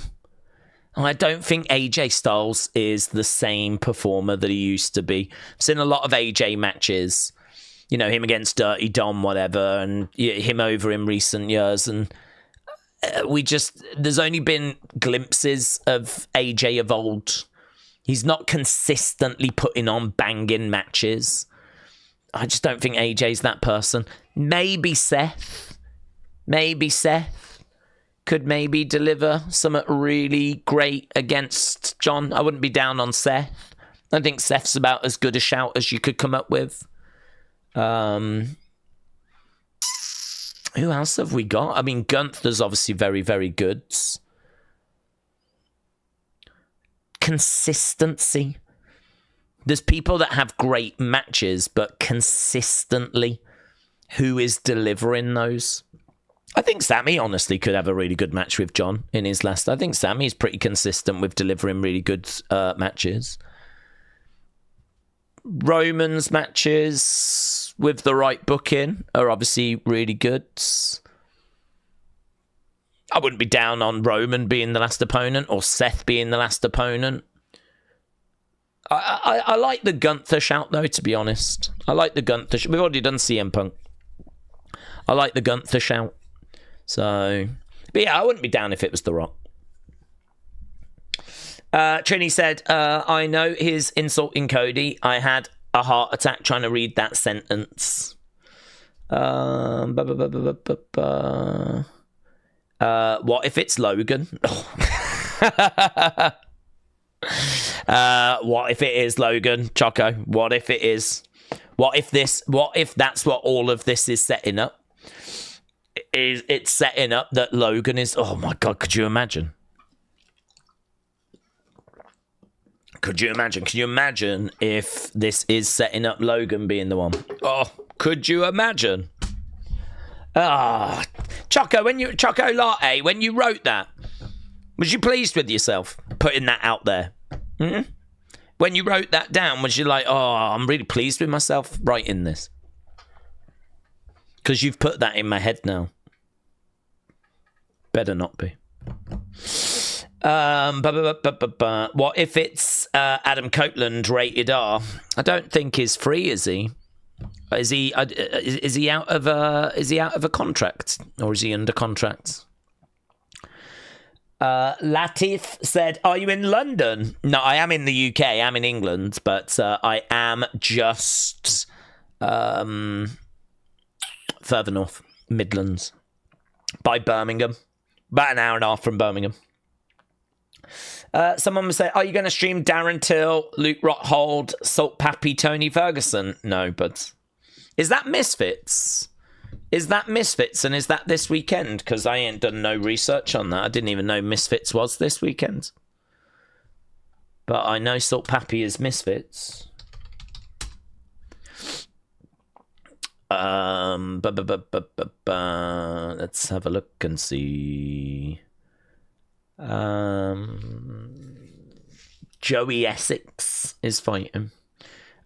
Misfits takes place on August 30th. The undercard starts at 7 p.m. The main card at 11. I didn't know that this was even on. I did not know this was even on.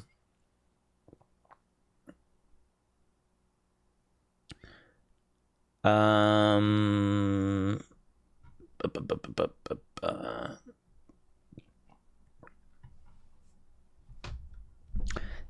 leaning towards no. I've not done any research for it. 1, 2, 3, 4, 5, 6, 7, 8, 9. There's 10 matches. God, I tell you, it's a nightmare doing research for Misfits as well, because there's never much in the way of information. The vast majority of these people tend to be fighting for like the first time. So there's just not really much in the way of info. I don't know that Darren Till against Luke... Is Darren Till, Luke Rockhold going to do numbers, is it? Is that going to resonate with the Misfits audience? Because the Misfits audience just want KSI, and they want Logan, and they just want influencers, don't they? They just want names. Are people going to care about Darren Till, Luke Rockhold?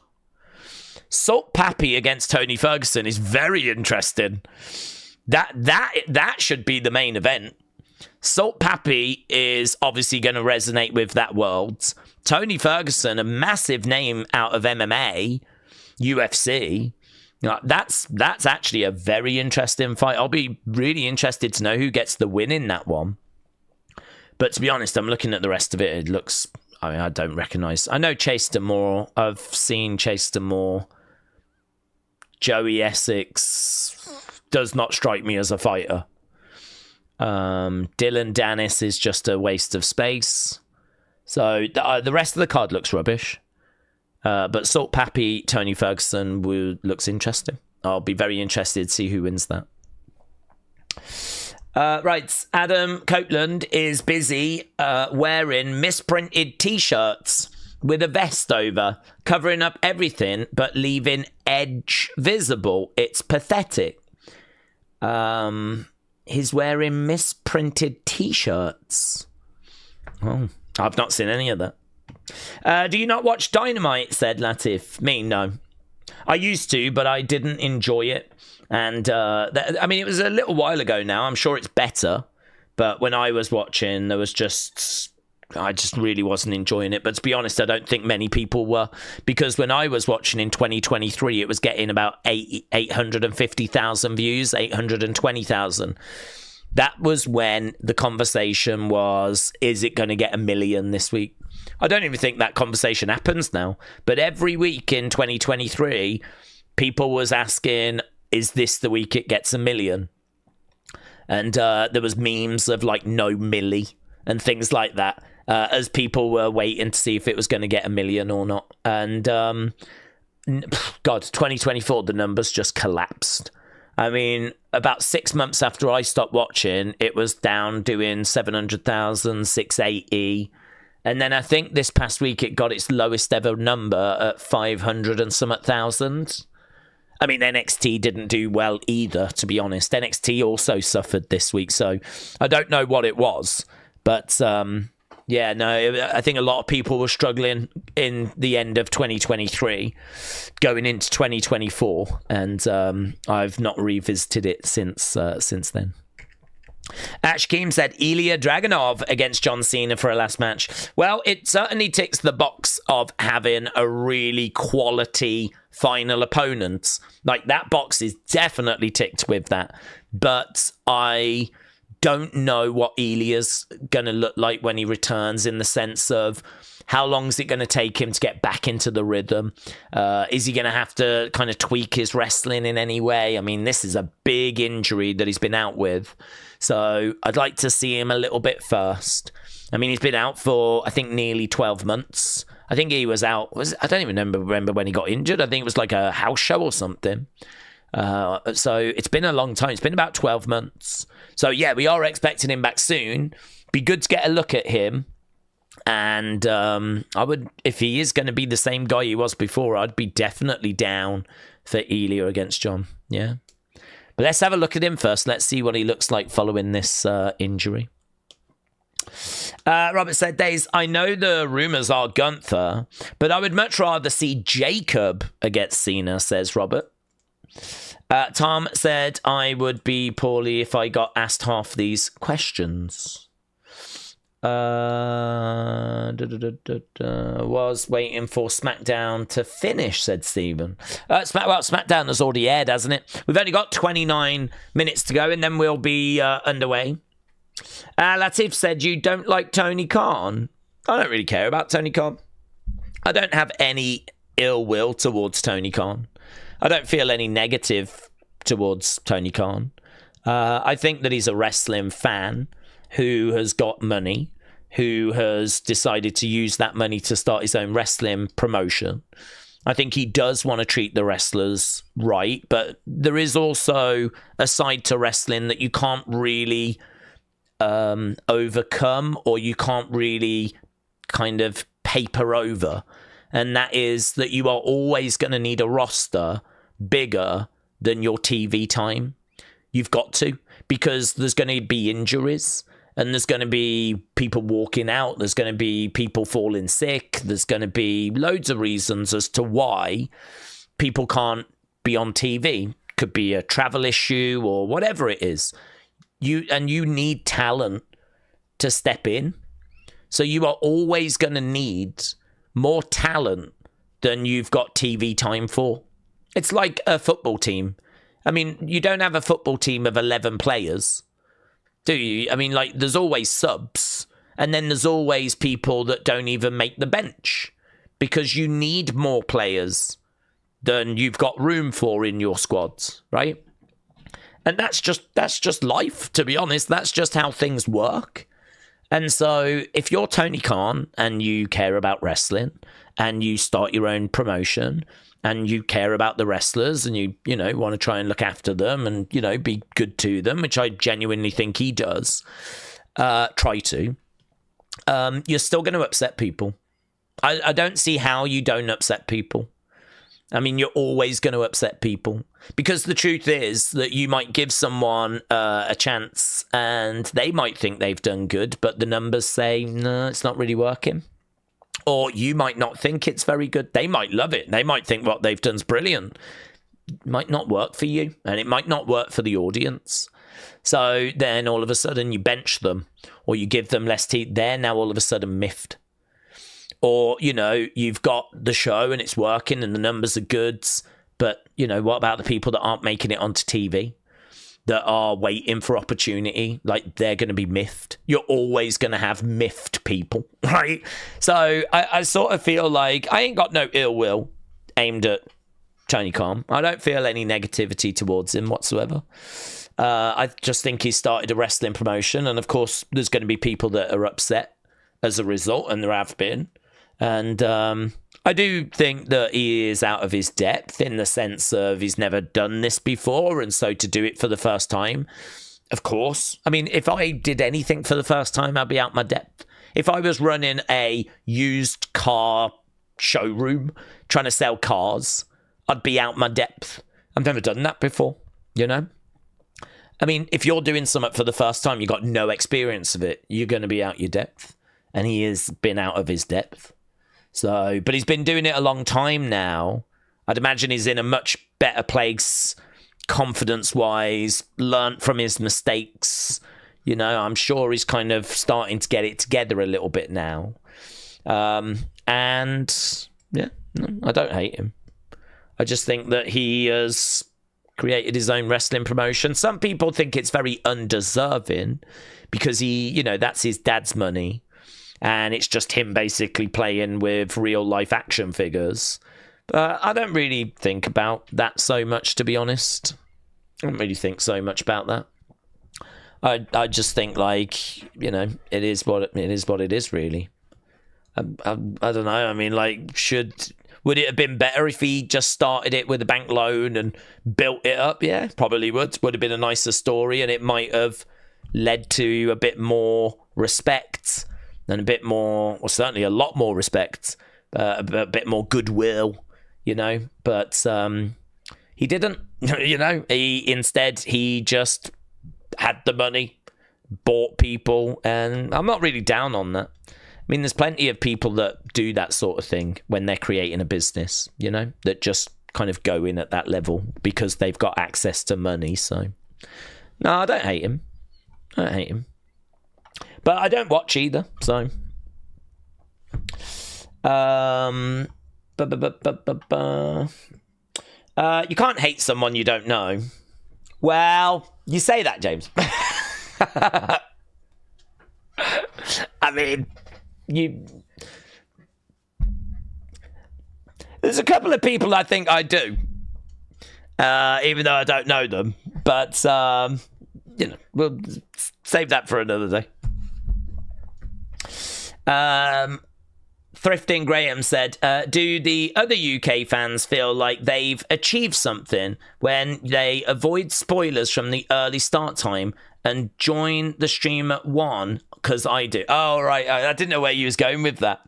Do the other fans feel like they have achieved something if they have avoided spoilers? Got you. Yeah, well, I mean, obviously no spoilers. If you are around and you know what's gone down, keep that to yourselves. We are trying to cater to people that have been at work and have been at school and don't know what's, you know, about to go down. So, yeah, that's all I'm going to say. James said, I wonder who. It's a great mystery, isn't it, James? It's one of life's great mysteries. Yeah. Jeffrey said, I'm drinking vodka and orange juice and smoking cigarettes. The orange juice I thought was really good for you. The vodka, not so much. But then the cigarettes. Yeah, just pushed it over into the bad range, unfortunately. So close, though, Jeffrey. So close. Gockness said, breaking news from the future. Cowboys have been eliminated from the playoffs. Could we see Twin Magic on Sunday with Brie? Well, I think there is a chance you could get Brie. I don't know if it'll be Sunday. The only thing is, I mean, it's a bit of a heel thing to do, isn't it? Twin Magic. Becky would need to deserve it. So I think you would just have to do something with Becky to make it clear that she deserved to be cheated out of her title. I mean, I go back to what I said. With Naomi out the picture and with Becky not needing a long intercontinental run, you could change the belt and you could free Becky up. And as I said, even if Stephanie ends up winning the title, she's going to need good opponents, and Becky is a good opponent. So I don't think her time in the mid-card is that long. She absolutely could lose the title this weekend. You absolutely could do Twin Magic and bring Brie in, but yeah, why would you cheat a heel? Becky has got to deserve it. Maybe they could do it, and then as soon as they do it, Brie could stand up and yell at Becky, "That's for Aussie! That's for Aussie!" Like that, and then hold the belt up. You can look, but you can't touch. Like that. Yes. That'll do it. That'll do it. If we need to justify it, that'll do it. Dan said, I'm going to be watching live for the first time. Dan, welcome, my friend. Welcome. Telford Secret Channel said Brian had made peace with himself and felt comfortable with the choices he made. This has made all the difference in the world. Being alone no longer bothered him, and this was essential. Telford Secret Channel, thank you. Can someone make that into a short, said Shaquem. Let's go.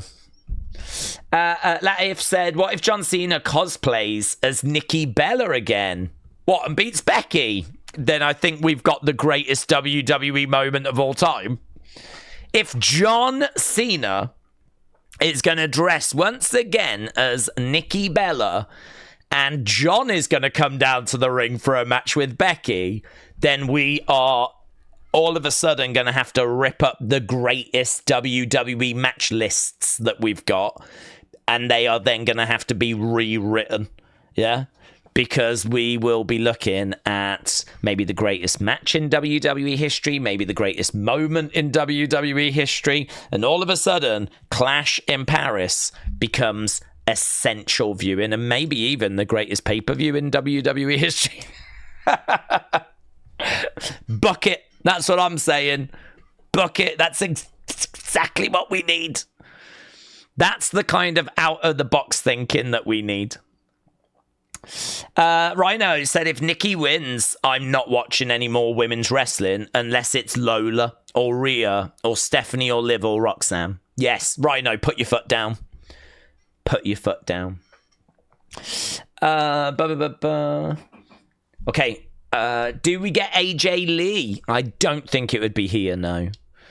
There's only been a few times this year I've thought about AJ Lee. Probably about 3 times. Royal Rumble, where, you know, once again, when we get to next year, I will think Royal Rumble. WrestleMania. And honestly, Evolution. I did wonder about Evolution. It's such a special show. It's only the second all-women PLE. And the thing about AJ Lee is she was working at Women of Wrestling. Wow. Women of Wrestling. And, you know, that's an all-women's promotion. And I think she has been a big advocate for bringing women into wrestling and actually promoting women's wrestling and kind of trying to do what she can to raise its profile, you know? So part of me did think, Evolution, that really does tick a box that I'm pretty sure AJ Lee is gonna really resonate with. That's right in her wheelhouse. That's right up her street.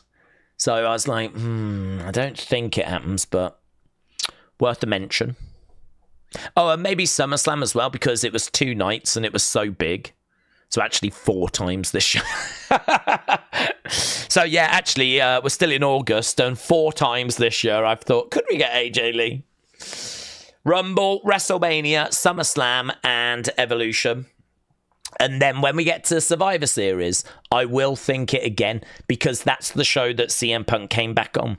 And so my brain will be like, wouldn't it be ironic if a couple of years later, this is the same show that AJ Lee comes back on?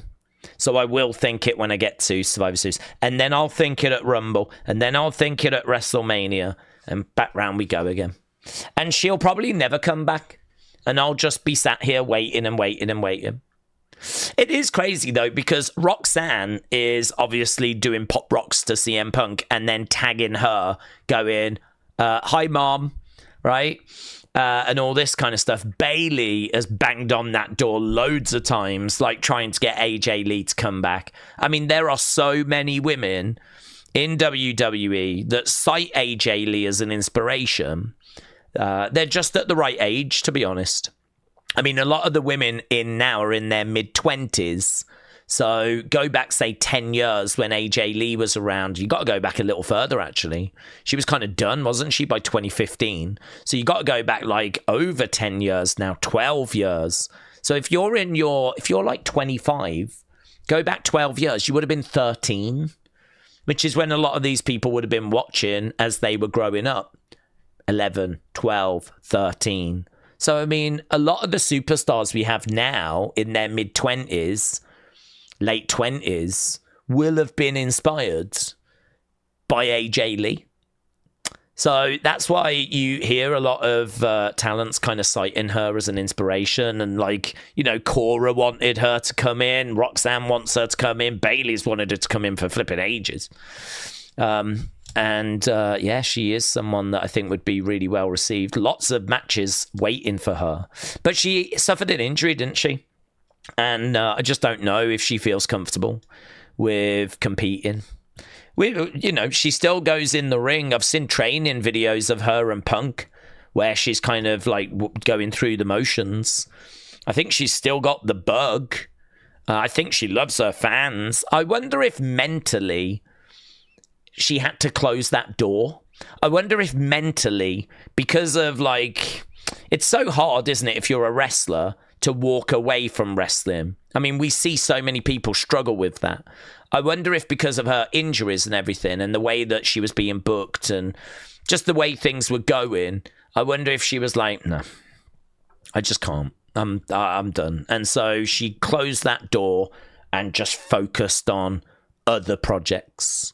And I don't know, perhaps she just doesn't want to reopen that door again. Perhaps her body won't let her. I just don't know. All I do know is if she ever comes back to WWE, which she absolutely should, because she should go in the Hall of Fame, because there's people in the Hall of Fame that achieved a lot less than she did, then she will get a great reaction.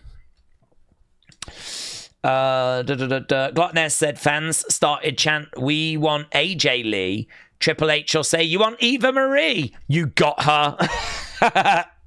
Yes. Yes.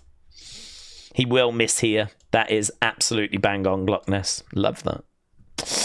Let Him In said, I think the direction Vince was taking, the character just wasn't liked by her. I know. And the irony is that I can't remember when she left. I know her last match was WrestleMania 31. So, like, that's 2015. The irony is that it is 2015 when we get that Divas Revolution. Divas Evolution, Women's Evolution, all that stuff, right?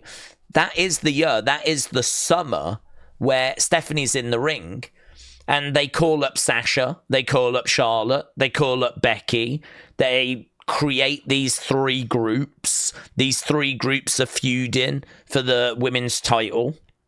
And, you know, from that grows all the stuff that we've got today, you know. Outside of that comes, you know, all the good stuff we've got now. Like they added in Hell in a Cell and Elimination Chamber and Royal Rumble and all of that stuff. So the irony is that she sort of threw the towel in, if you will. But I do think injuries played a big part, of course. But she sort of like walked away just as WWE went, no, you're right, we do need a refresh. We do need to do this different. And then they flip and hit the reset button and bring up all these amazing girls. And off we go. And, you know, the years that followed are like some of the best years for... If I'm AJ Lee, I'm like, you are joking me. You are flipping joking me. I mean, when was the first Rumble? 2018 for the women. So she was less than 3 years away. Like 2.5 years away from it.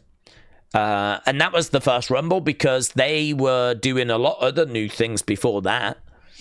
I think like the Hell in a Cell and stuff was before that. And they were like putting all these new things in place, giving women more TV time and giving them more storylines to get their teeth into and booking them on a regular... All of that was being put in place. And then, you know, 2.5 years later, we get the Rumble and blah, blah, blah, blah, blah. So, I mean, you know, Money in the Bank comes in for women. I mean, if you're AJ Lee, you'd be like, what? I can't believe it. She just had to hang in there that little bit long. If she'd have hung in there a bit longer and joined in with all those other girls when Sasha comes up and everything, you know, she would have been part of that change and everything.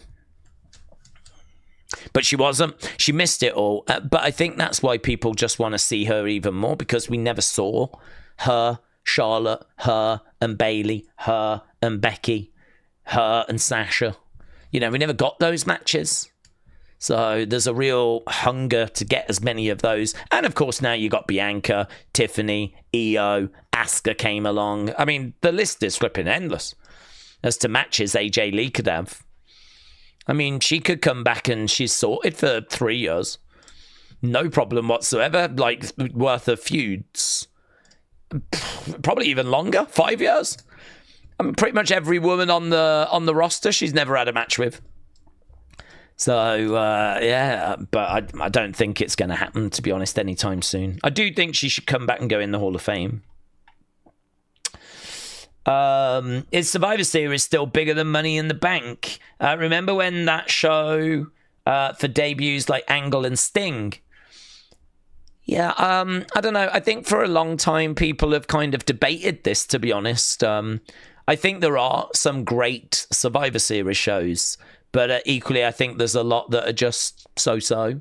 I think that it is debatable as to which is the bigger. I mean, I think from a historical sense, Survivor Series is bigger. It's been going longer. And as you said, it's had some incredible moments. I mean, I don't know that we've got the same kind of moments from the Money in the Bank shows. Again, there's been some brilliant ones. Like the Shield members all having the belt and whatever, and people cashing in on the same show. And, you know, there's been some great ones, but I would say from a historical sense, Survivor Series is well ahead of the Money in the Bank shows. But doesn't really matter, does it? Because in recent years, Survivor Series has, in my opinion, not been that good. I'm not a big fan of War Games. I think War Games, to me, it means something from a historical sense. For me, it's one of the most brutal matches. And, you know, I would like there to be bloods. I would like there to be... I don't like the whole being in a shark cage, getting released, and then the match starts. I feel like we waste time with that. Just put everyone in there and let's just flip and go. Or have people go down. I also, you know, I think it would be kind of fun if you, rather than releasing one person and then someone else and then someone else, why don't you release two people so they both come down so that both teams are equal at all times? I would prefer that. I don't really like the advantage aspect. I don't think it's necessary. This is War Games, and it's meant to be a place where we settle the score once and for all. And I don't really get why one side has to have an advantage. That doesn't make any sense to me. I mean, if your gang wants to go up against my gang, well, let's do it. But what's the whole advantage thing about? It's nonsensical. Doesn't make any sense. So if you're going to bring people down, why not bring both guys down at the same time? Or alternatively, just put everyone in the flipping ring and let's get going straight out of the gate. But I can understand the aspect of wanting to kind of do that cage thing. So maybe that's the compromise. Rather than releasing one from that team, then one from that team, just bring one from both teams down at the same time and have them enter with different entrances. So you could even, I don't know how wide the entranceway is, you can make it a little wider. You could even put like a bit of a barricade in the entranceway so that when the guys come out the shark cage, they can't fight in the entranceway. The one person goes round and goes through the one door, the other one goes like through the door that's closest to them, you know? So you could even have them coming in different points of the cage, and no one's got an advantage per se, and it would make that process a bit quicker as well, because rather than going that person, now that person, then that person, then that, you can have both coming down at the same time, entering via different doors, and I think that would be better. But also, I miss having a roof. It sounds stupid, but I'm just not a fan of like these people jumping. Every single flipping War Game, someone jumps off the top. It is so just not special anymore. It's just not special. Like, it doesn't mean anything. I've seen it so many times. I don't even know what someone could do now that I would be impressed with. And actually, it resulted in Bronson Reed shattering his foot. Bronson Reed came off the top and just completely shattered his foot. Apparently, he'll never be 100% again. Well, that was worth it, wasn't it? Well done. So, yeah, for me, War Games is not quite right. I definitely would like something else. But I'm not crying about it. It's not like it doesn't bother me. Like, if we do it again, fine. I would still prefer something else, though. So, yeah, in recent years, I think there's been a big debate about which is better, Money in the Bank or Survivor Series. And to be honest with you, my answer is it's going to be a year-by-year basis. It just depends what is more intriguing to me. It just depends which show has got the better card. And, yeah, I think when we were doing, like, the Bloodline stuff, like, I'd say Survivor Series. But I could easily go back and find years where I think Money in the Bank was better. Right, 5 minutes. Trini said, please don't keep putting Eva Marie in WWE. Some dumbass in WWE is going to hear it and they'll do it. Yeah, guys, we're going to ban all talk of Eva Marie. That is a good point, actually. That is a good point. We can't run that risk. Scotty said, I like the traditional Survivor Series matches. Yeah, the only thing with those is that they don't really mean anything sometimes. And I think that is a bit of a problem where you build to a traditional Survivor Series match and a team wins and, well, that's it really. Doesn't massively mean anything. So we kind of had this conversation before where it's like, I don't know, can we make it mean something? Do we need to make it mean something? I do think Survivor Series should have at least one of those matches. And I do think War Games, if you're going to keep doing it, I'm totally down for that to be elimination as well. Rather than just one pin or submission ends the whole thing. Why not have it whereby you're eliminating people?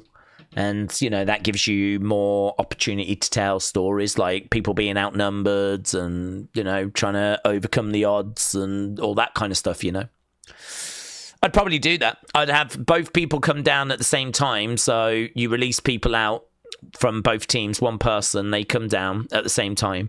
But actually the match that's happening in the ring is elimination. So once you're pinned or you submit, you are out of there. And, we just see what that'll do. See if that's any better.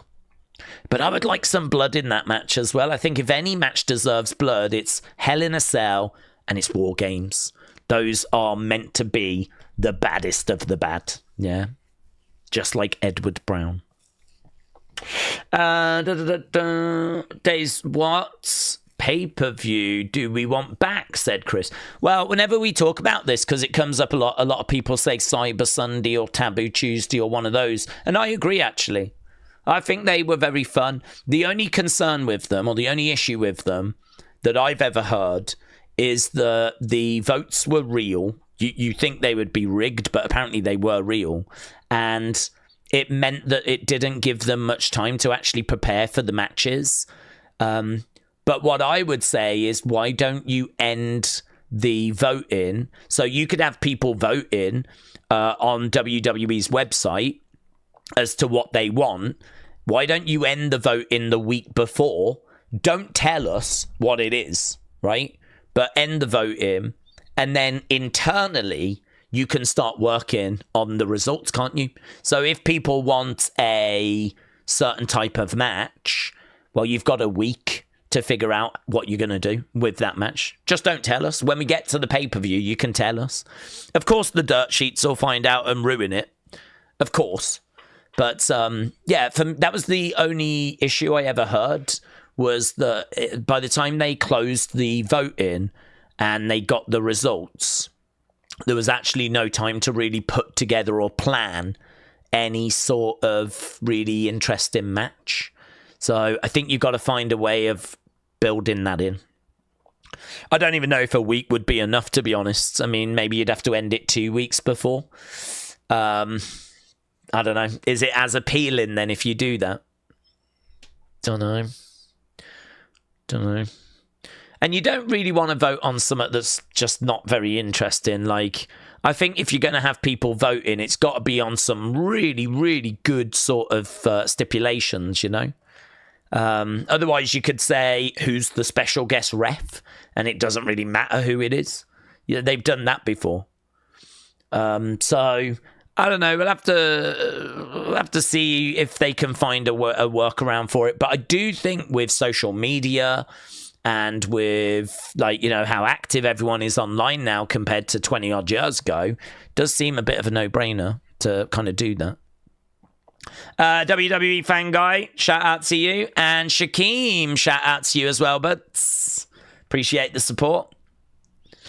Okay, friends, here we go. We are going over to Smackdown. WWE Smackdown.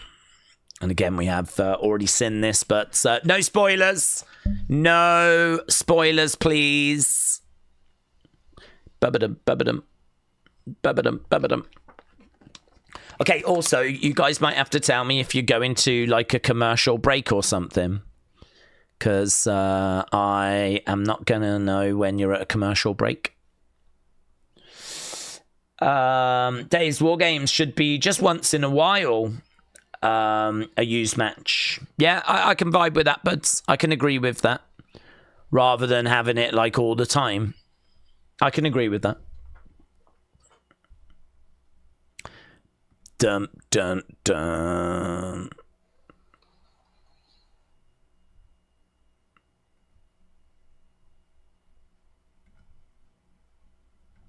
Okay.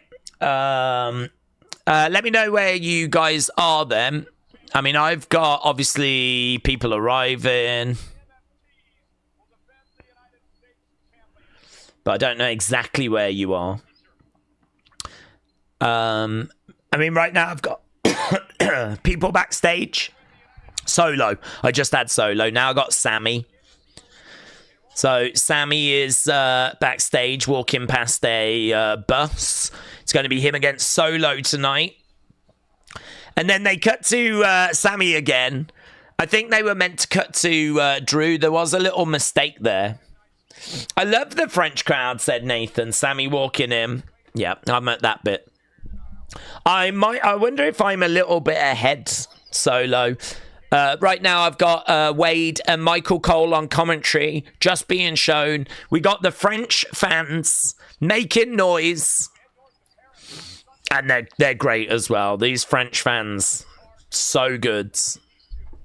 We know that, was it about 18 months or so ago at Backlash? Like, really great noise coming out of them. And now we're looking back at... we're looking back at last week. Where's Joe? Yeah, good point. I don't think he travelled. I think they just took Cole over. Although, saying that, we did have Corey, didn't we? So it looks like Wade and Corey and Cole have gone, but doesn't look like Joe did. Nathan said, I've been waiting all year for them to go to France. Sean said, pretty much in sync, actually. Okay. Nice. Well, right now I've got backstage promo. Not backstage promo. I've got last week the promos between Logan and Cena. Logan Paul is not an outsider. He is a parasite.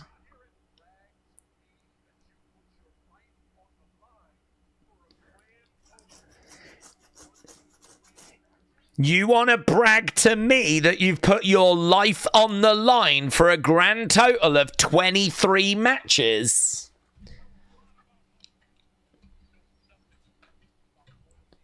You know a lot about hustle, but you know nothing about loyalty and respect.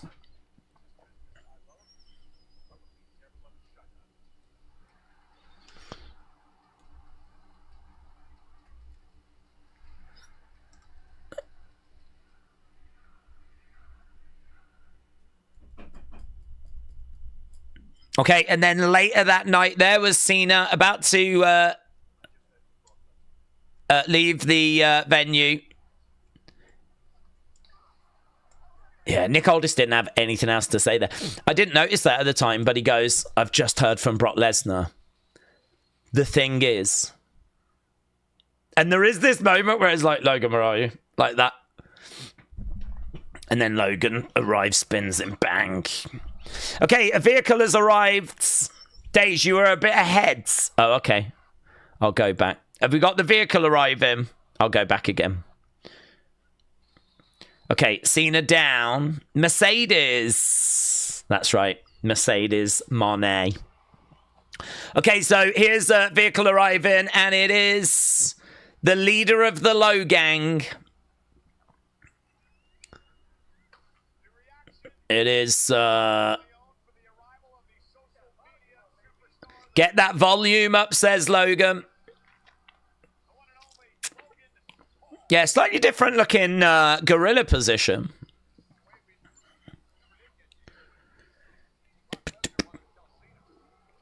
Michael Cole said we never got to hear what Brock Lesnar wanted to tell Cena. Do you reckon Brock Lesnar was going to say to Cena, yeah. I did ask her to make that video. Honestly. Did you see the sign? Here comes the P that someone held up the other day. It's going to get awkward. Logan's walking to the ring. Yes, I've got that as well. Daze, if you say Logan wins this weekend, I will riot. I don't know that he will. I don't know that he will. But I do wonder, like, what the WWE have got planned for that match. Is it just going to be that Cena wins? I don't know.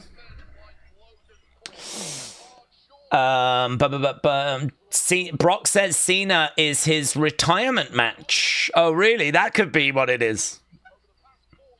Elijah said, do you want to hear a joke about pizza? Never mind. It's too cheesy. I don't mind that. I don't mind that at all. I don't mind that. Humble. Right. Here he is. Here is Mr. Humble. France are chanting. I think, is it you suck? John Cena said he thinks I'm a parasite. Yeah, France are loud, mate.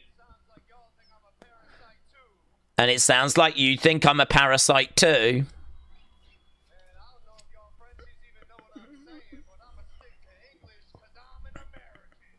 I'm going to stick to English because I'm an American. Look, y'all don't have a problem with me. You don't have a problem with Logan Paul. You people have a problem with change. You have a problem with change? I'm not a parasite. In fact, I mean, dang, I'm the opposite. I'm a disruptor. I'm a disruptor.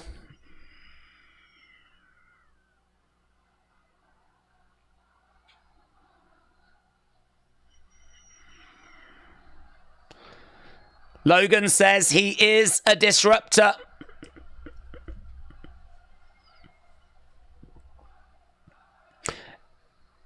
F you, Logan chants. They don't mean that, says Logan. F you, Logan. F you, Logan. Logan said, you gotta stop. We're gonna get cut off TV.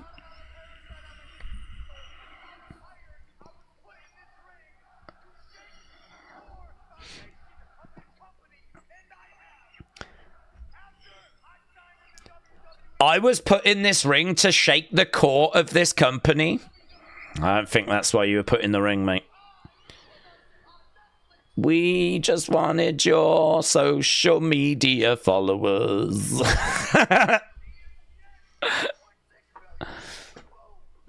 Logan taking responsibility for ESPN and Netflix. I thought they were saying love you, Logan, said Cleveland Brett. Perhaps they are. Perhaps they do love him.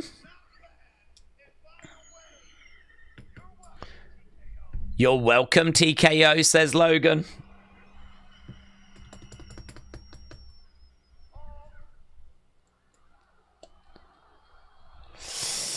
This crowd is fire, said Hawks fan. It is very good.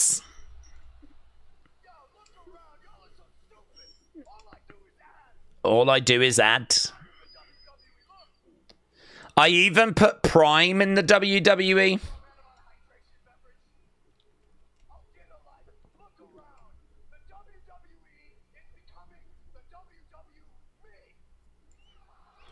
The WWE... That, I forgot how much I got annoyed at that line earlier.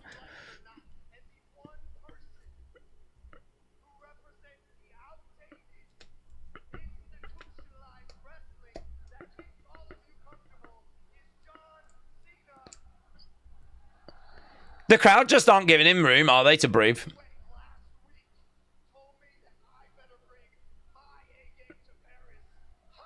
Let's go, Cena. Look at the sweat coming off him.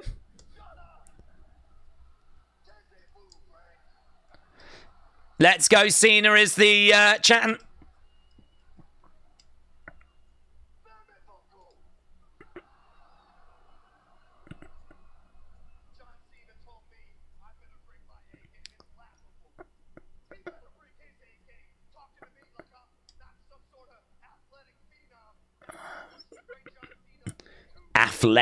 The athletic phenom. Daze Peacock's on Prime Video now, said Emruz. Emruz, shout out to you, buds.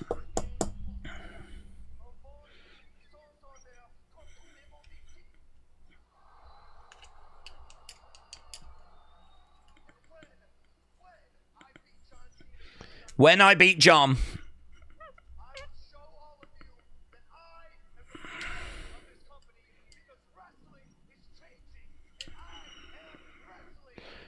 Wrestling is changing, and I am wrestling.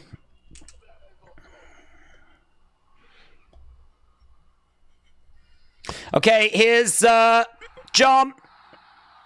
This crowd is so lit, said Hawks fan. Right, John comes out. Great shirt. Love that shirt. In the French colours.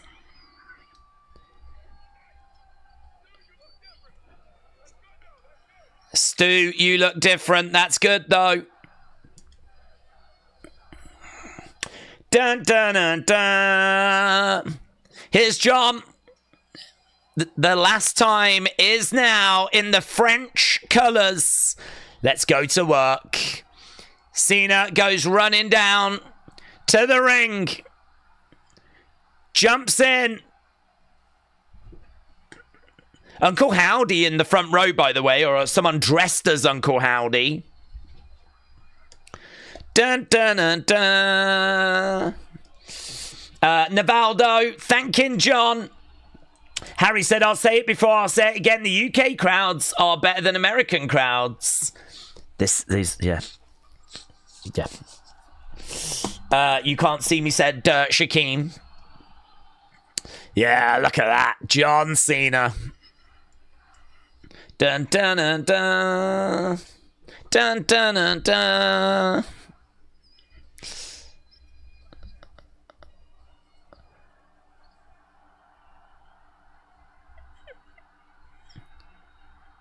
There we go. Look, John working the crowds. He's so good at this, isn't he, John?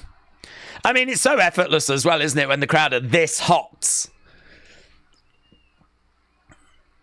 But Cena just looking out, just G'ing them up. Not that they need much G'ing up. They're going bananas right now.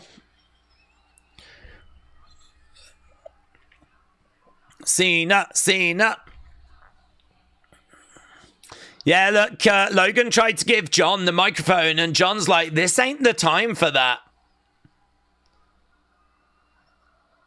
It's time for this. And that is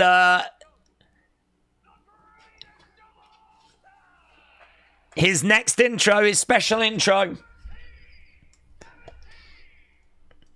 The Never Seen 17. I can't believe they tried to make him a heel, said Jeremy. John Cena is special, said Navaldo. Nathan said, I'm all smiles because of this crowd. David's loving it. Bananas, said Emrouse. They are bananas. They are bananas. Yeah, they're brilliant. They are the gold standard. They are the measuring stick. And do you know what? On Sunday, 30,000. Damn, you are stupid. Cena's first line. You can't do it all alone. If we don't have the fans, we don't have a show.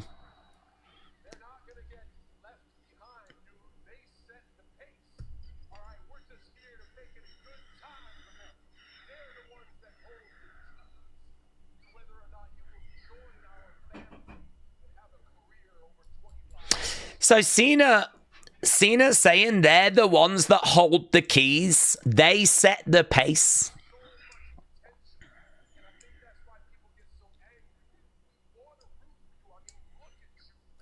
We want to root for you. It's just not true. This is the bit about John I do struggle with.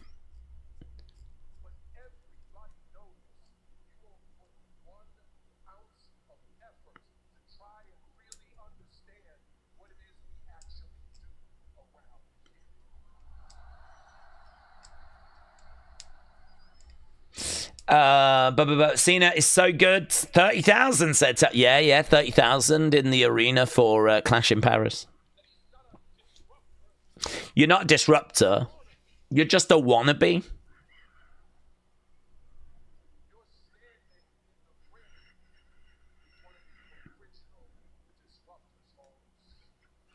You're standing in the ring with one of the original disruptors.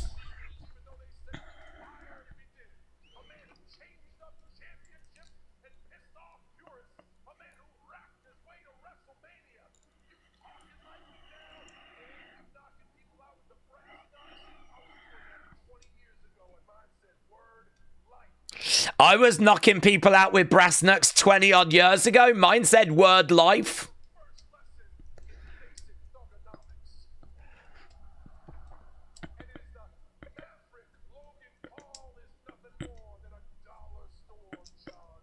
You're nothing more than a dollar store, John Cena.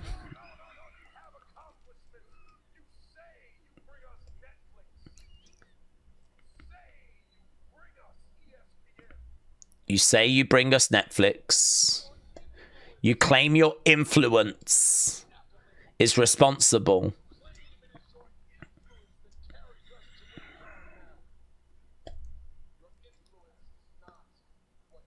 Your influence is not what it was.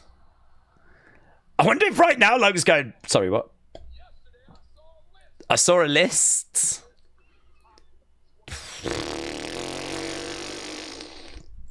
Craig, shout out to you, buds. I Show Speeds, Drewski, Kaisenet. Your name nowhere to be seen on the top 25 most influential people. I'm going to talk to you as a friend.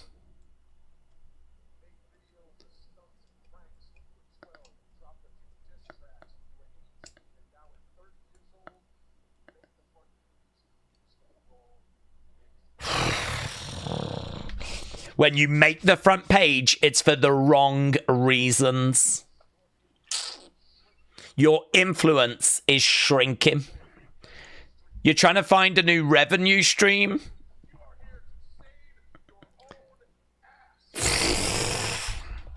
Mate.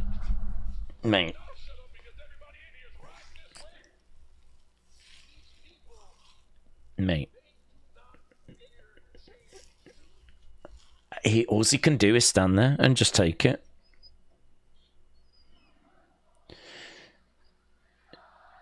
Are they chanting he can't wrestle? Or is it he's an a-hole? I wonder if Logan's going to have nightmares about these promos. Do you reckon he'll just be asleep? I'm like, oh, God. I was back there again. Honestly.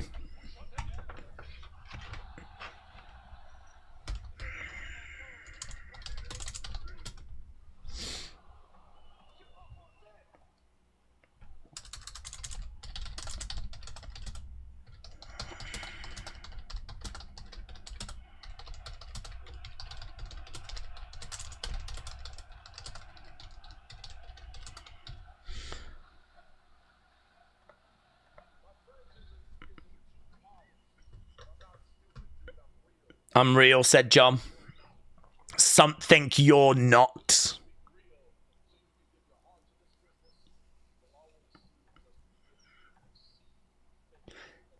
The crowd see through fake.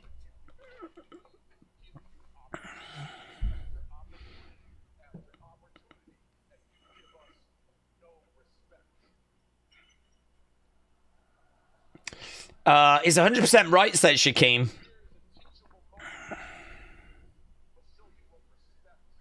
I'm going to show you what respect is, says John. John jumps out the ring. He says, stay right there. So John jumps out the ring.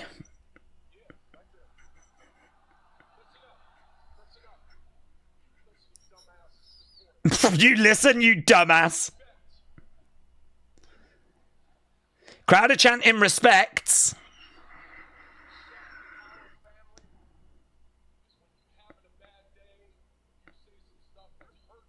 When you say stuff that's hurtful.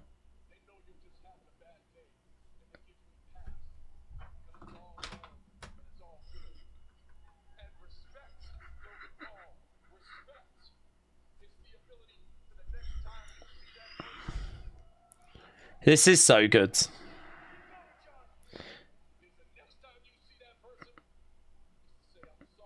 The next time you see that person, say you're sorry.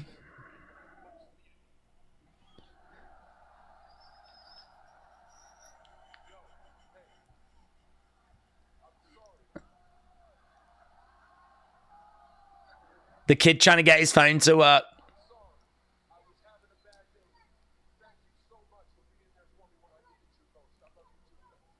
I love you. You are the GOAT, the kid says. John Cena talks to the kid, the Belgium kid, who was in the crowds. He says, I'm sorry. I love you. The kid's like, yes, yes, yes. It's great. It's really great. It's really, really great.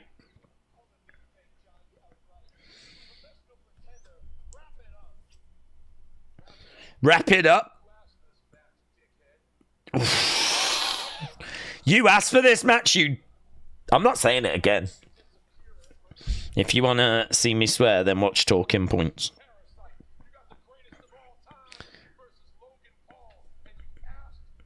You asked for this match.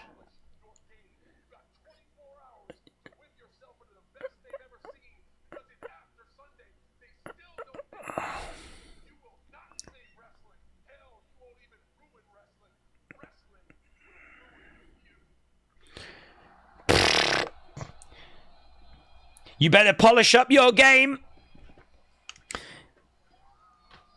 You ain't gonna ruin wrestling. Wrestling will ruin you. You douche. Get out. Thank you, John, said Navaldo. Mate, he cooked him. He cooked him. He cooked for the second week running. He cooked him. Absolutely decimated him.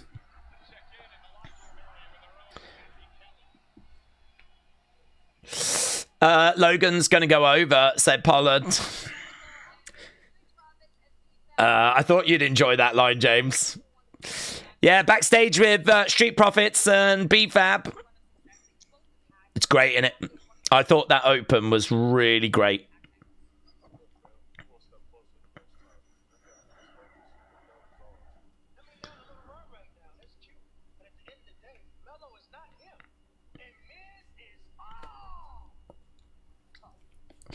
Mrs. All Talk.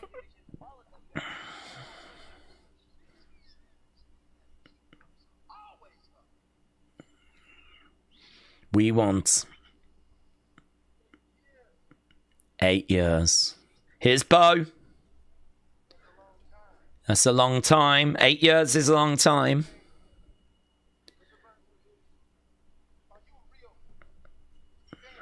Are you a real family?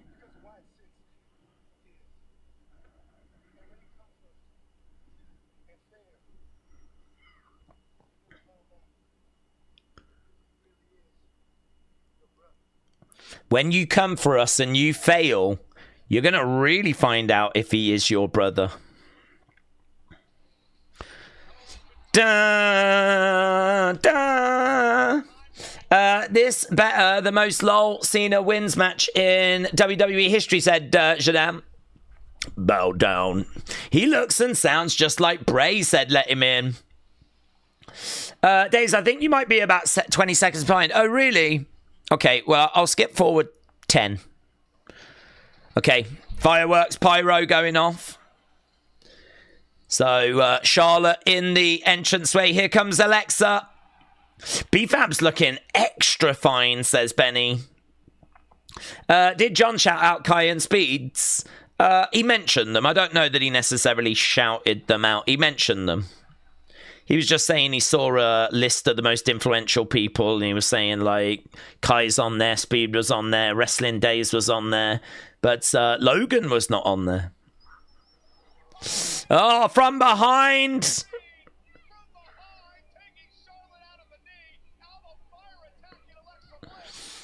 Charlotte going down, so Chelsea and Alba attacking.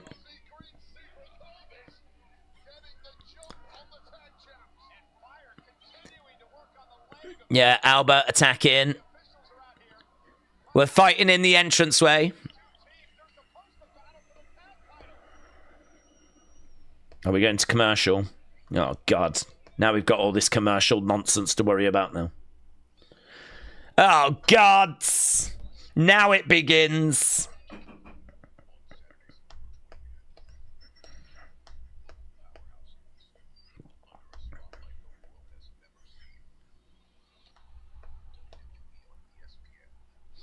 WWE on ESPN. Right, commercials. Yeah, I've just got a WWE on ESPN commercial.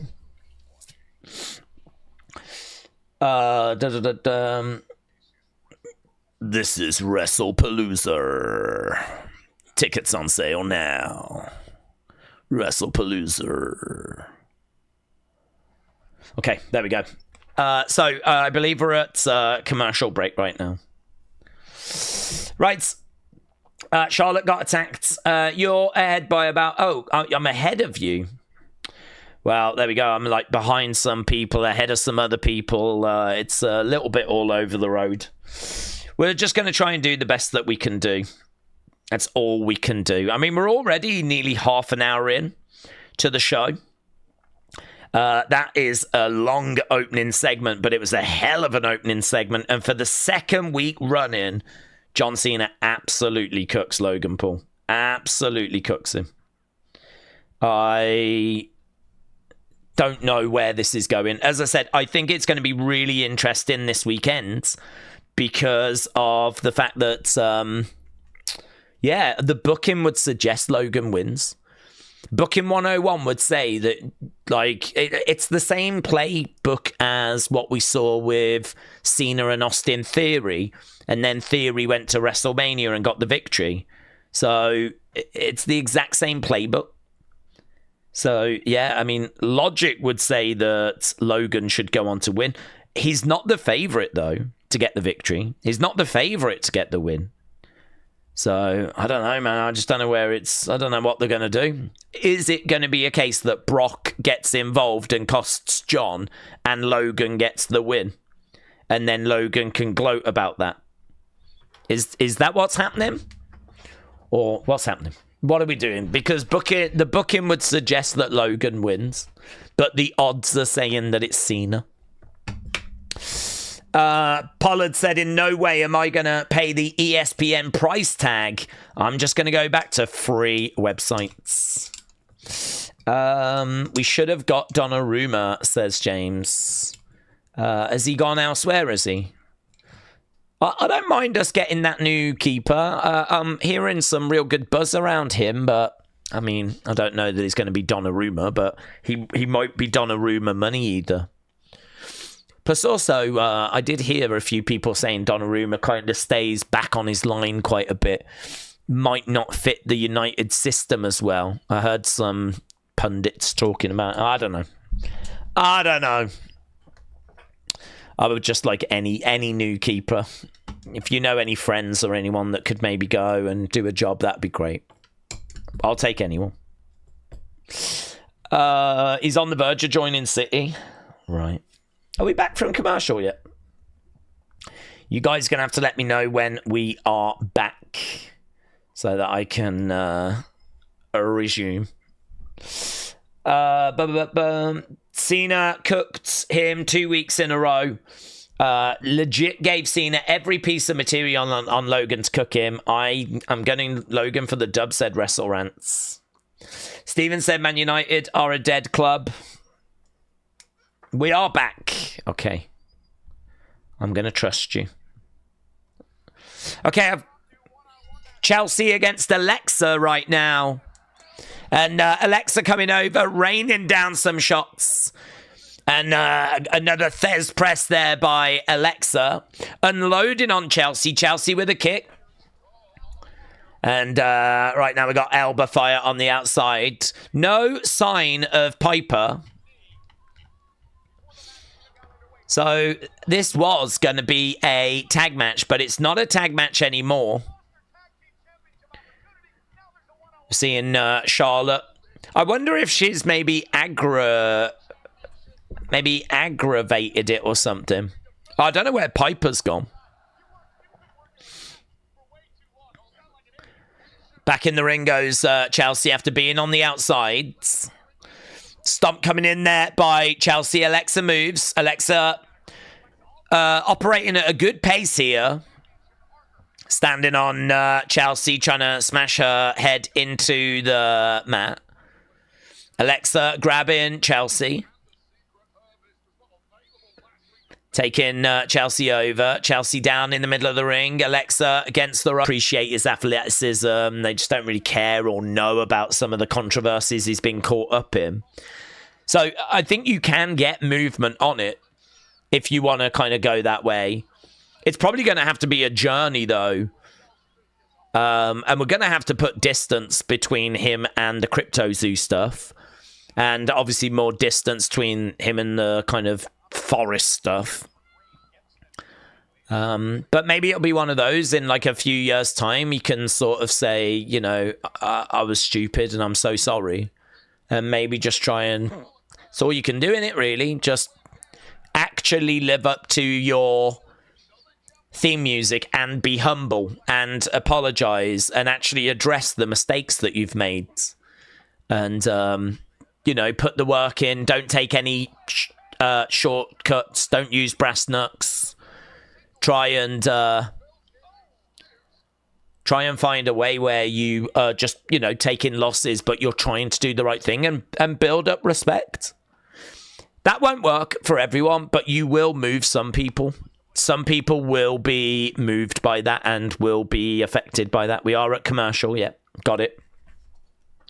So there will be some people that are kind of, you know, impacted by that sort of shift. Unless you want to keep him as a career heel. Maybe you just look at it and go, do you know what? The heat he's got is real. I don't know that the people are going to change their minds on him, so maybe we just keep him heel forever. Maybe we just do that. Don't know, honestly. I think booking Logan is a real tricky one, to be honest, because it's a job I wouldn't fancy. Because certainly if I have to try and turn him face, I really wouldn't fancy it. Something on your nose. I got something on my nose. Have I? We're at commercial. Yeah, I got it. Pollard said, you know, we would be okay without Logan. Oh, yeah, I know that. I think like they just want to use his social media. And I think that he is annoyingly athletic and actually good at this to a degree where we could buy him actually being a superstar, you know? So it's if he was rubbish, then we wouldn't even need to worry about this conversation. But he is athletic. He is athletic, and it is a case that he is, good at this. But it's just that he needs others to make him look good at this. So, but we've covered it. We spoke about it. Right. He cheated in at least half of his matches that he's been in. At least for the first 5 of the matches he cheated, said Mister. Billy said, Daze, when will they do Cena Brock? Apparently WrestlePalooza for Cena against Brock. That's what the streets are saying. I'm keeping an eye out. You guys are going to have to let me know when we're back. You guys are going to have to let me know when we are back to the action. Do you think Clash should have more women's matches? I'm not bothered, honestly. I think the answer would probably be yes. But we obviously know that we were going to get Stephanie and that had to get cancelled because of Naomi. So there may have been a plan for another women's match. It's a shame that we weren't able to replace it with another women's match. But, you know, I don't worry about stuff like that. There's absolutely not a chance in hell of turning Logan face ever. Not in this lifetime or even the next lifetime. You can tell that William has been married for a long time. He's still having sex. Sex. Right. Wrestle Rants, thank you. Okay, we've got Alexa in the ring. And right now we got Chelsea going up top. Alexa, middle of the ring. Missile drop kick there by Chelsea. Alexa goes to the outside. Chelsea against the ropes. Grabbing Alexa, smashing Alexa into the commentary table. And right now, into the barricades. Goes Chelsea. Albert watching on. What's that? Okay, crowd are counting on the outside as shot. Chelsea gets back in and Alexa gets back in. Right now, Chelsea grabbing the hair of Alexa. Forearm strike coming in there by Alexa. Shot coming back there by... Both of these are throwing shots in. Ah, oh, man, can you hear those fans there cheering away as Alexa fighting her way back? Oh, my God, some lovely looking shots there. Drop kick. Crowd are loving this. Crowd are really into it. Nice. Good work by 1, 2. Shoulder up.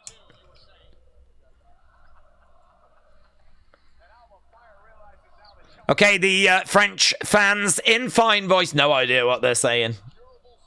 But they are in fine voice. Chelsea, middle of the ring. No joy. There's a rip in the tights of Alexa. Chelsea getting up to her feet.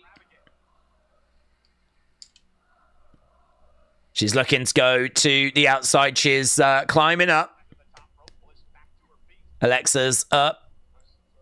She grabs Chelsea. Chelsea upside down in the corner.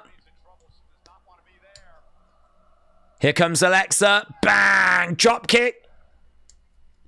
In the midsection. Chelsea down. Now we've got Alexa. Alexa's climbing up. She's perched now. Alba Fire getting involved. Kick coming in there by Alexa. Chelsea still down. Knees up. Twisted Bliss doesn't succeed. Looking for the unpretty hurt. No joy. Sister Abigail. No. Reversed again. Reverse there by Chelsea. Reverse there by Alexa. Rolls her at 1, 2, 3. And Alexa gets it. So Alexa gets the win. That was okay. That match was okay.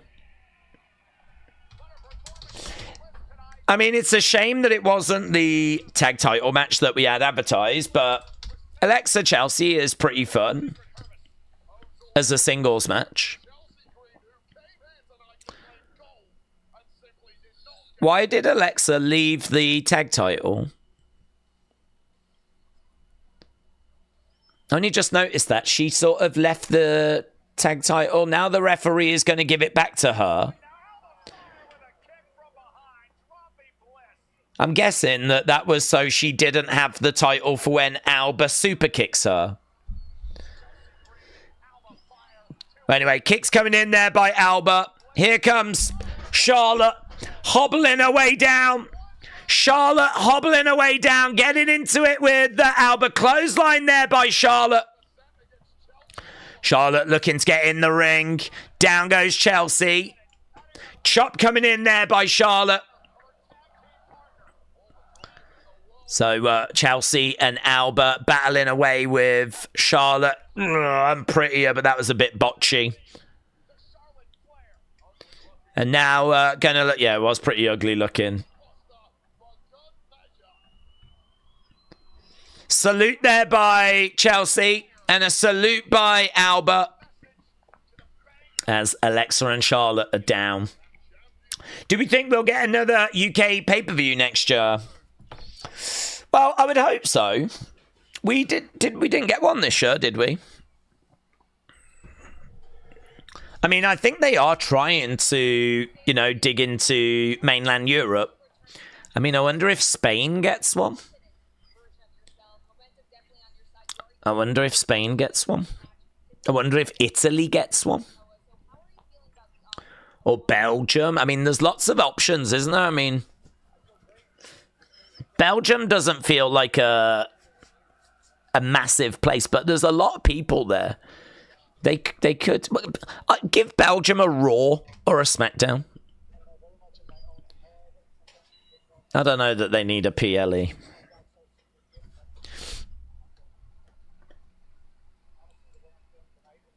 But we know that it's easy for Europe to get to the UK. We know there's a real big fan base here. They've just done a big tour of the UK as well.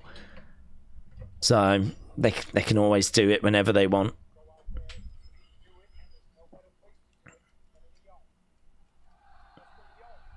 Okay, so Sami just talking about the match that he's got coming up. Big cheer as Sami speaks French. Sami Zayn, solo Sikoa. Me, Sami, Sami, Sami. They're going crazy for Sami. Yeah, and big news. Welcome to the world, Leilani Ella Runnels. We are in love. Thank you, God, for answering our prayers. Cody and Brandy have had another baby. And no one knew or seemingly knew that they were even having a baby. I mean, I'm sure someone knew. Big Time said, if you're Shawn Michaels, yeah, you see Sol Ruka, Kalani Lola, being success stories from the Next In Line program. They've nailed the in-ring, but the character and Mike Skill's charisma are still lacking. Yeah. I mean, it's just work, isn't it? Just got to do the work. I mean, I think they've made excellent progress. But still more work to be done. Benny said, I'm excited for NWA going to Roku, but I'm not sure about the ESPN deal. Is everything going to be streaming there in future? I'm not sure about WWE. Well, ESPN say they want to be the home of WWE. So they would like for everything to go there. I don't know that everything will go there. We know that Raw is obviously on Netflix for the foreseeable future. I don't know if ESPN would like to get SmackDown, though, when that becomes available. That's obviously on USA Network for the next few years. But they want the library from Peacock. And who knows? I mean, getting NXT would be nothing for ESPN. I think they would like some regular weekly content. NXT would be a no-brainer, wouldn't it? So, yeah, ESPN are very interested in becoming the home of WWE. At least that's what they're saying. Okay, Aleister Black now just doing a promo, a little backstage vignette.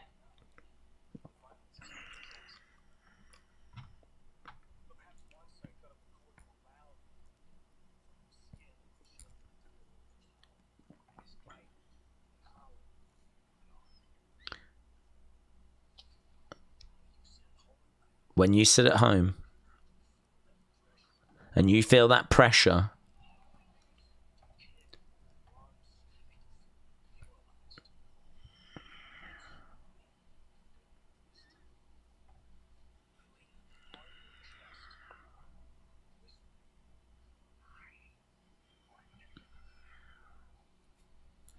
I like this presentation of Aleister in a suit surrounded by candles. It looks good.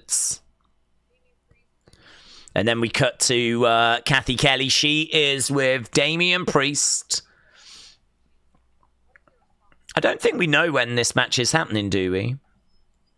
Or do we?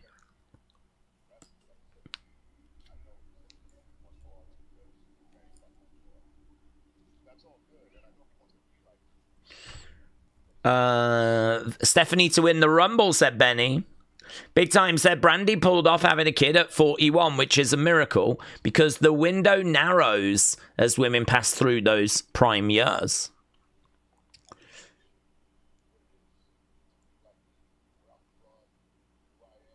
So Damian's very excited about teaching Aleister about pain.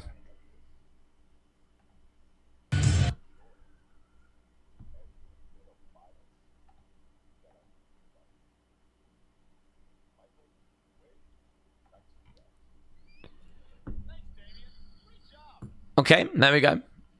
Thanks, Damian. Great job. Okay, Meechin's coming out. Here we go. Match number 2.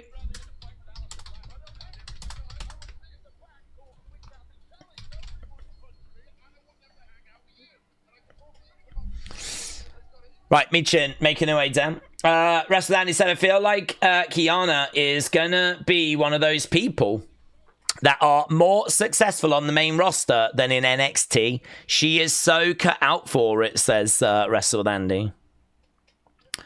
I like her graphics. That's going to be coming up next. Big Time said ESPN can't commit to 52 weeks a year programming. They've got so many sports obligations that would require preemptions. Tuesday, they've got NBA regular games and hockey.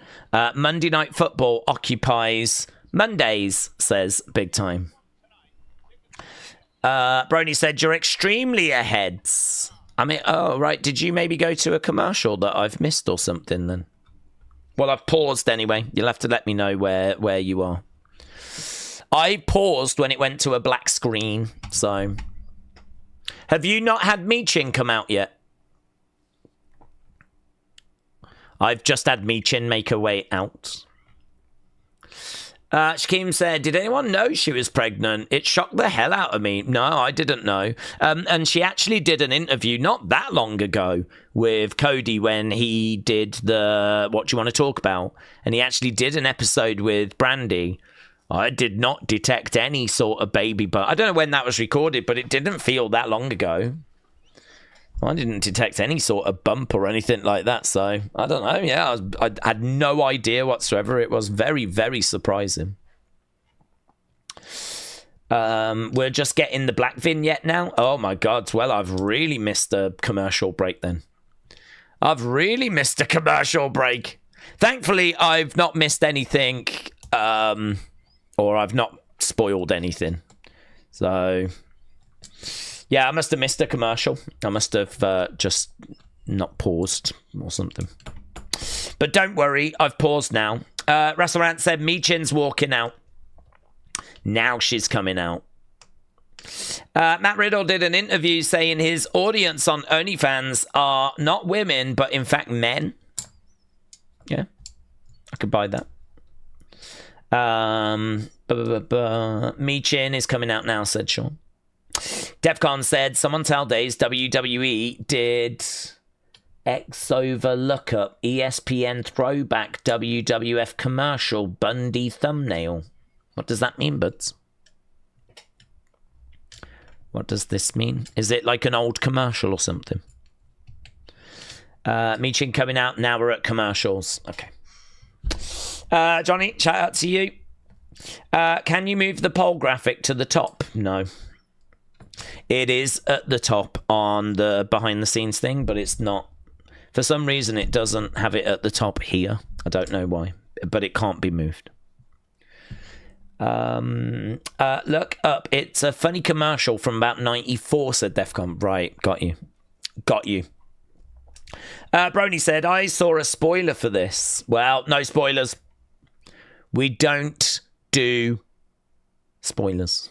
So we are at commercial break. When we come back, we should be getting Michin making her way down to the ring.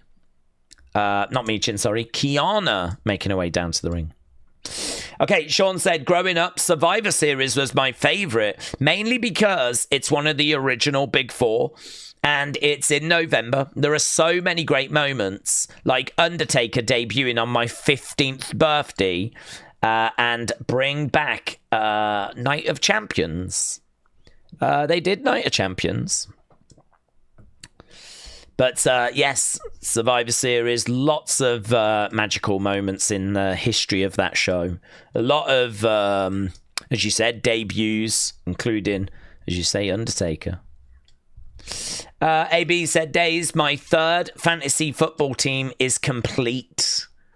That is good news. 107 said, this show sucks. There's certainly a lot of commercial breaks. The wrestlers all confront Keith and the other announcer. It is hilarious, said Defcon. I am shocked at the booking, says Brony. Brony shocked. Brony is shocked. Days, we live in a world where next in line athletes are achieving cool things in WWE, but the ones that grew up with WWE have been released.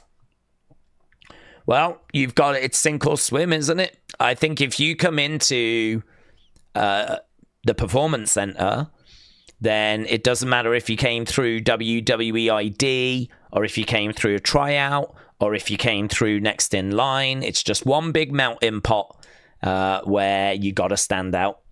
So, at that point, it doesn't really matter if you grew up a fan or not. It's about what can you bring to the industry. And, at that point, everyone's going to get trained up. Everyone's going to get worked on. And it's sink or swim, isn't it? It's sink or swim. There's no guarantees that you make it onto NXT. And there's no guarantees that you make it to the main roster. Regardless of whether you was a fan or not. Venom said he mentioned that he had kids in an interview recently, and I was like, what do you mean? Kids? I don't know why I said that. Oh, right. Well, that's what Cody said, was it? He misspoke, did he? James said, Days, my Cena Mania 41 Funko arrived today. I'm going to need a refund, though, because the box is empty. Nice. You should try that. See if it works. See if it works. We're back. We're back. Okay, we're back. Okay, I've got Michael Cole talking about Worlds Collide. 2 weeks from tonight. Oh, yeah, it's on a Friday, isn't it? Oh, God. Okay, we got Michin in the ring. We're just waiting for Kiana to come down. And here we go. So it's exactly the same as what we were doing in NXT. We've got a helicopter that lands. Bit of smoke. And out comes Kiana James with Julia.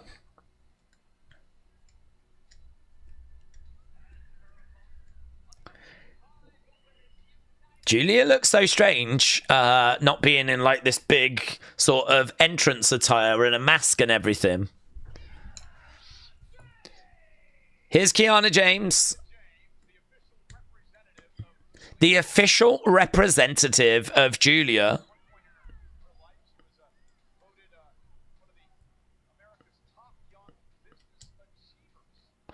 She was one of America's top young business achievers.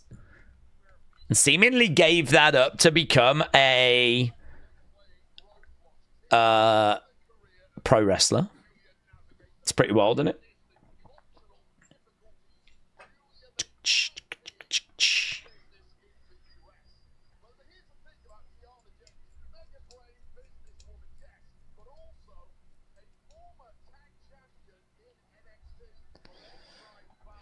Okay, Kiana on the edge of the ring, getting in. I'm not a fan of the music. Michin is unamused, said Edwards. Daze is pretty cool. Trick, Oba, Jada, Sol, Kalani, Lola. They've all said they never grew up with WWE, but we turned them into wrestlers. They stand out rather than skinny, small indie wrestlers. Well, that is why we went and did Next in Line, wasn't it? There wasn't really enough big talent coming in. Kiana was looking to use the bag. She gets rolled up and she's beaten. She's beaten. Kiana James loses in 5 seconds. And then here is Julia stomping away with Kiana. And 5 seconds. I'm not even going to ask you what you thought about that match. So it's a win for Michin. That means that Michin now gets an opportunity to fight for Julia's championship. So she will get a chance to... I don't think they've announced when, to be honest. I'll tell you one thing I feel like I missed on this show was I feel like I missed a bit of a rundown. They might have done it later, but I think I missed a bit of a rundown of like next week's matches. It was only when I was doing the talking points video, I was like, I don't think I saw those. So I need to keep my eye out for that during this show. Because that win means that Michin now does get a shot at Julia. Is no one mentioning Roger Jackson going to prison? Said Suzanne. I think we've spoke about Roger Jackson a little bit. Not on this stream. We spoke about him earlier. Okay, we're backstage with Drew. What time we got? Oh my God, we're nearly done with an hour. We're nearly done with an hour. William said, I'm trying to get loads going up northwest this winter. You should come for a few runs.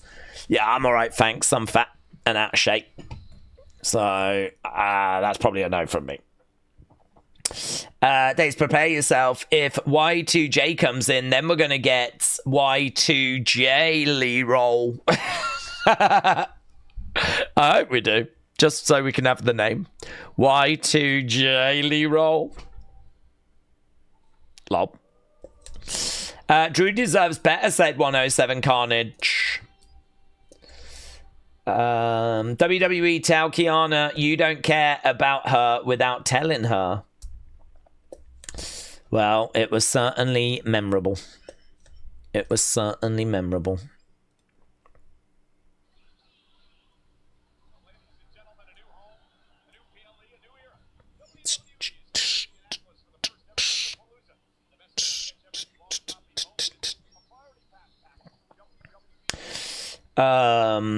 Why on... Oh, God, I didn't pause it.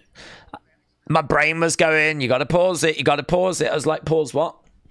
I was like, oh, there we go.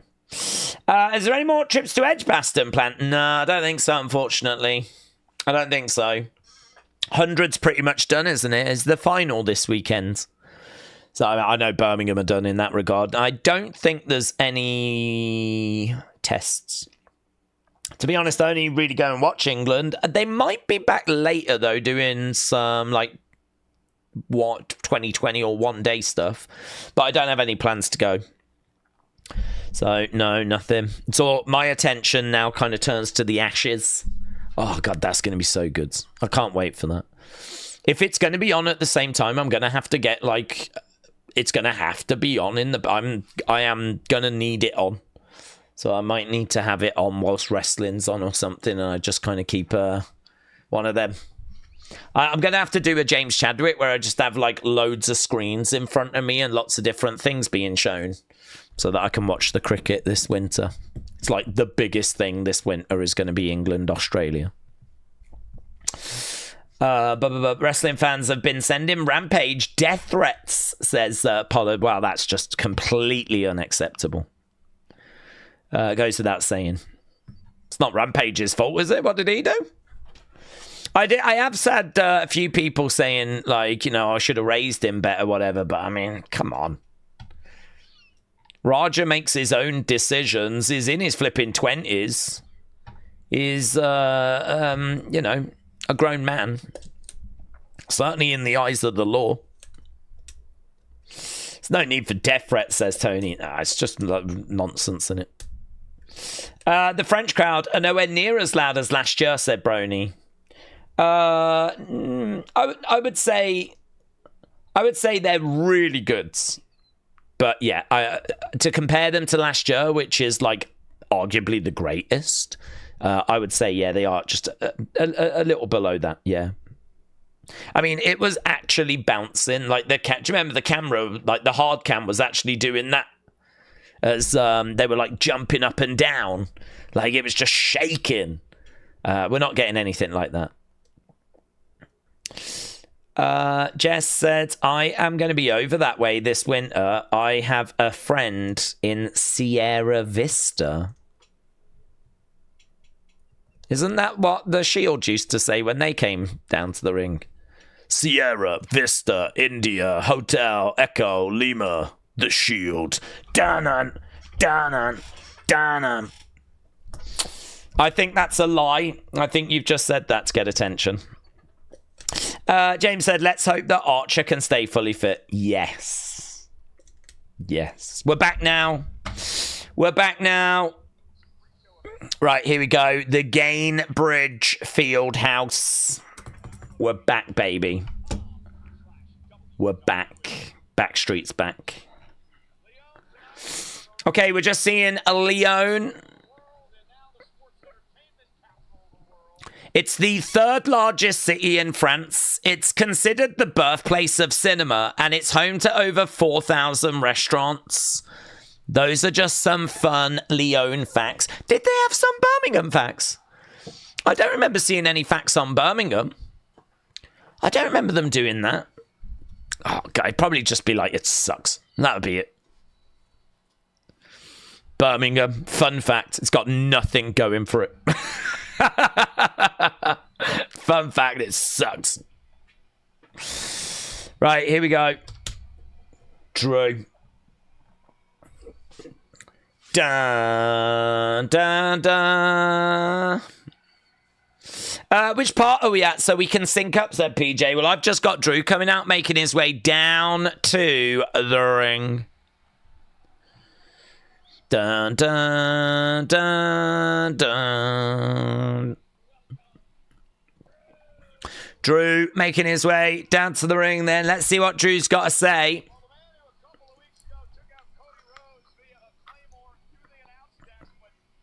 Yeah, I completely forgot about the last week he got taken out by Randy. At this point in the stream earlier, I was like, I wonder what he's going to say about Cody.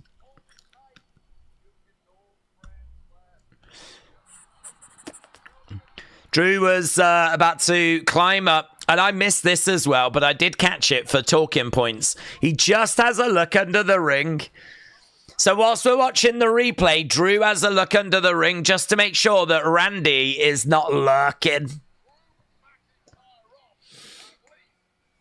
Drew walks round, asks for the microphone, Is Randy around here? No.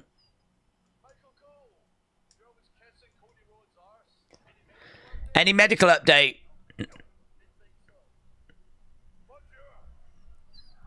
Bonjour.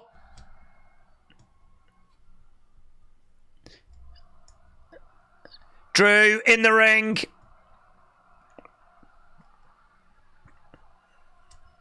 So here we go. This is our starting hour number 2.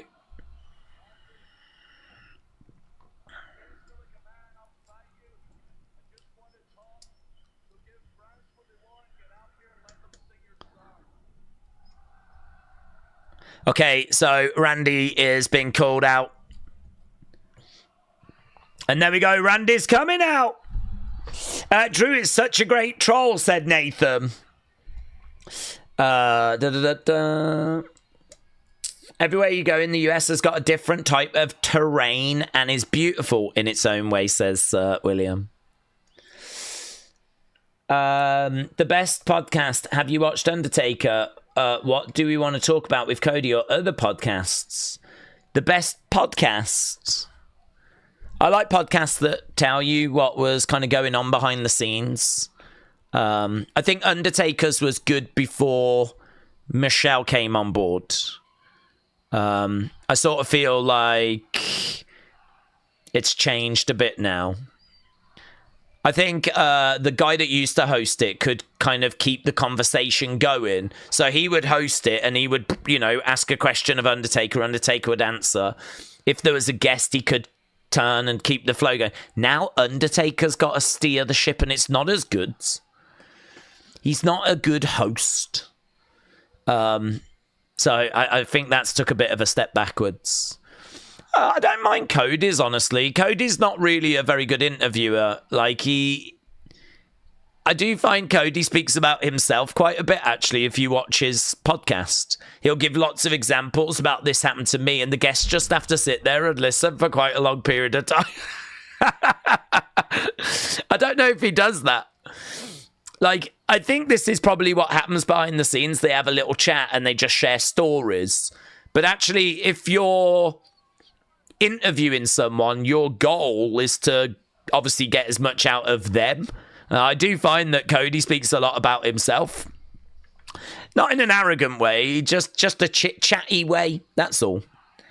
When it comes to Steph, I haven't seen much of Steph's, to be honest. I don't think any of them are as good as Chris Van Vliet. And I don't think any of them are as good as Something to Wrestle With or Wrestle Me. I think there's some excellent podcasts that are out there for wrestling. I don't think any of the official WWE ones is that level. If I had to put one on as like a feel good kind of comfort listen, I'd put on Cody's. If I had to put one on.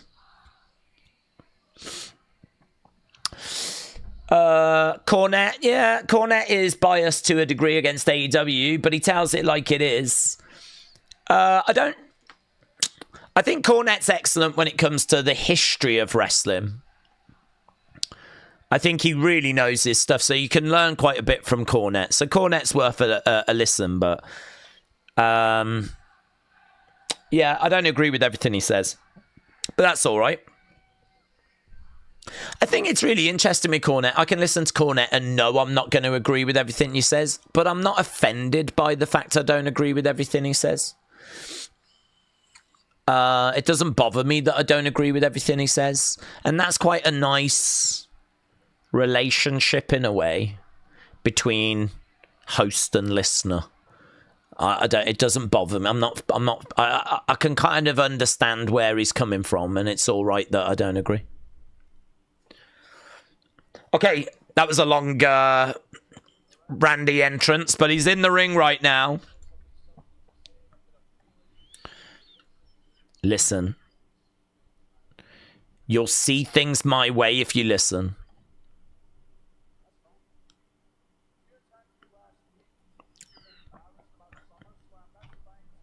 If you attacked me because you're embarrassed about SummerSlam, that's fine.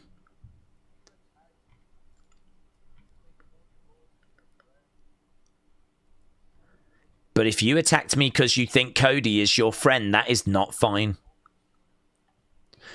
So he's driving a wedge here.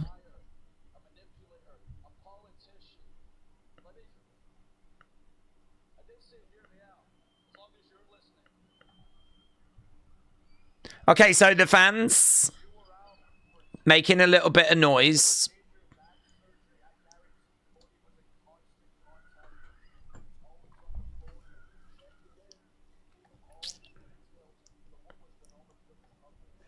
I bet Cody did check in on you.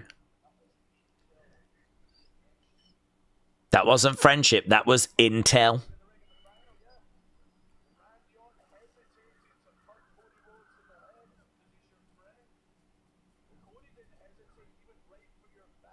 You can see that Randy is listening to this.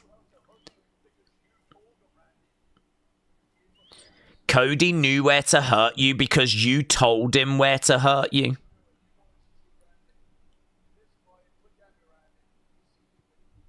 I can see you're thinking.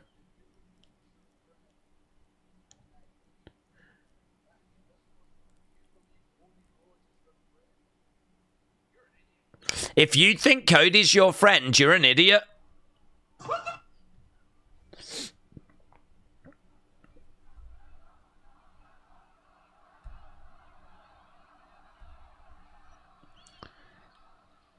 Okay, here's Randy's response. It's quite interesting, this.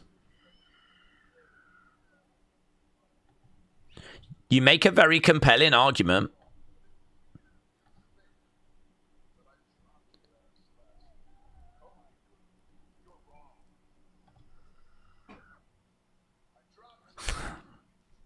I love this line.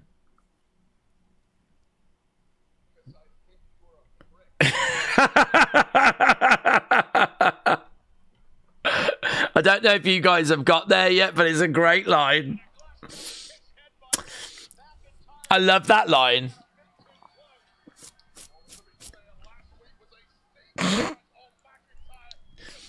If you think I dropped you last week for Cody, you're wrong. I did it because you're a prick.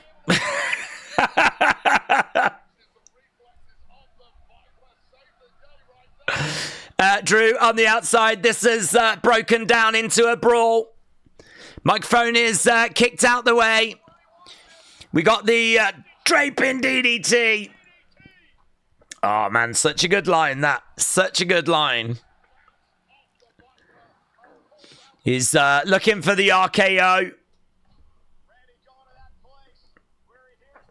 He's going to that place, and that's brought down a load of guards.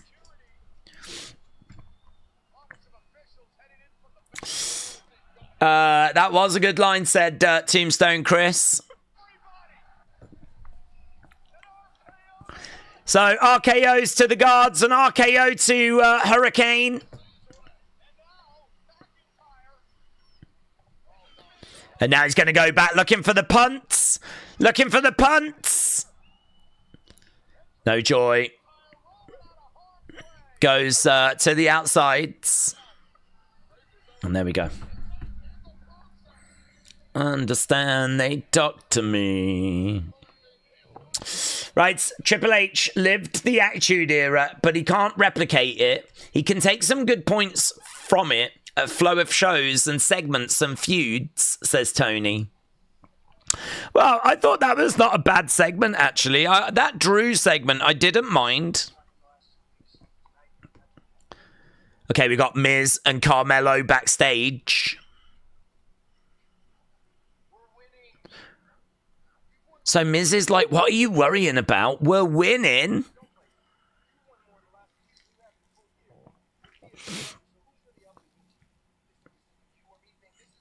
This isn't a you or me thing. This is an us thing. You can hear the fans cheering in the background as Randy gets out the ring.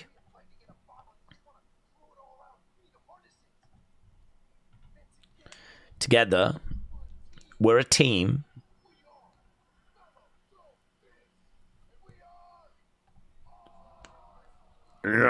horse him. I hate horse him. Horse him. Here's Bo. Here's Bo.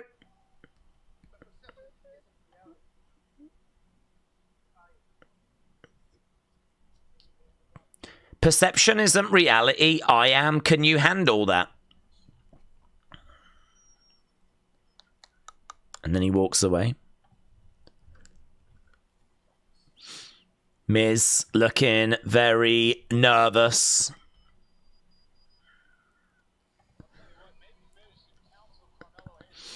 Okay, here we go then. Next match, Street Profits against Melo, Don't Miz.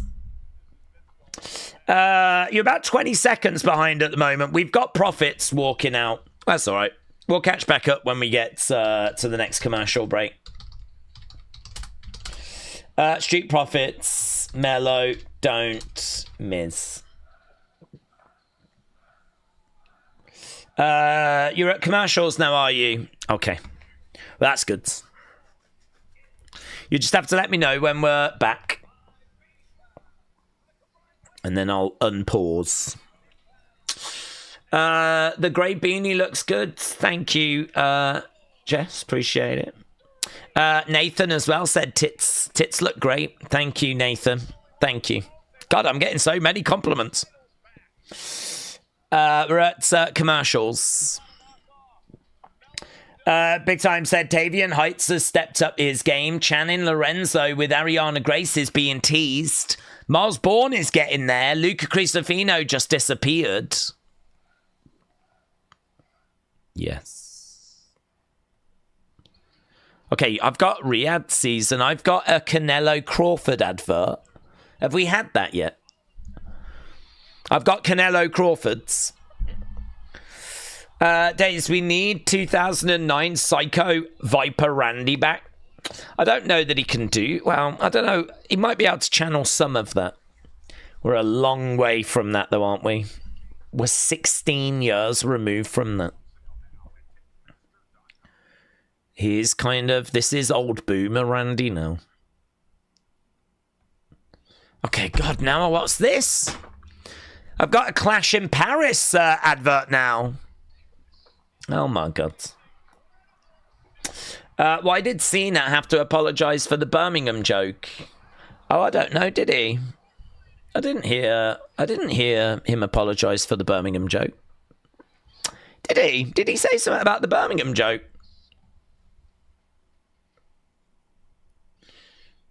Okay, Clash in Paris. There we go. Okay, and I've paused it. Right, Bo Dallas is a genius, said Tombstone Chris.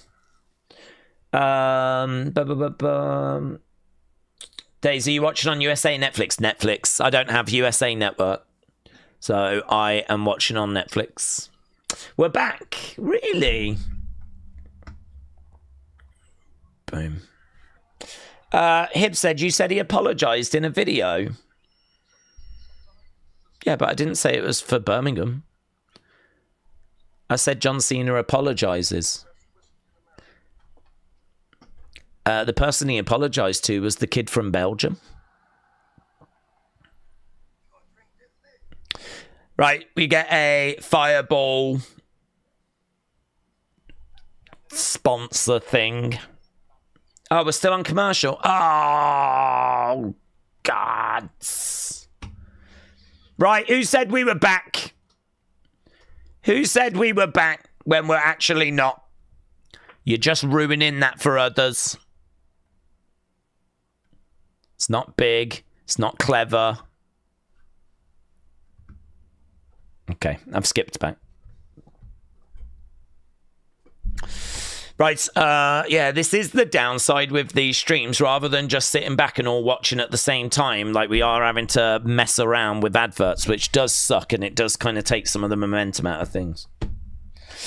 WrestleMan said, Melo, Don't Miz, and Arsham is legit. Ors him. Yes. Yeah, oh, God, I hate that. It's legit. It's the dumbest. I mean, the dumbest. Flat out stupid catchphrase. Yeah, I agree. It sucks. It was me. I'm sorry. That's all right. I forgive you. I'm over it.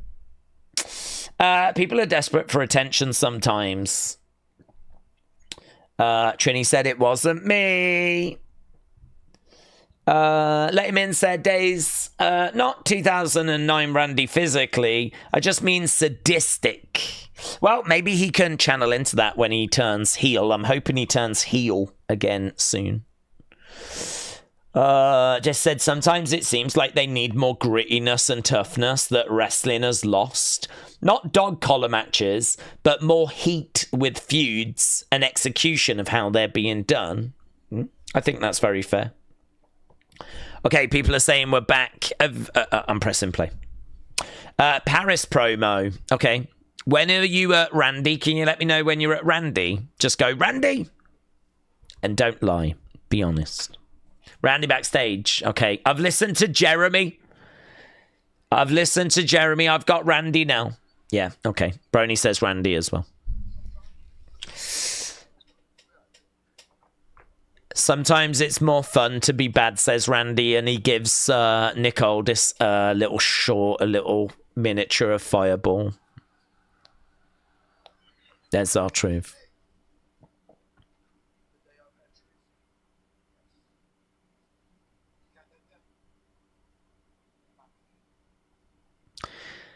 Our truth was going to take it, but he gives it back to Nick Aldis.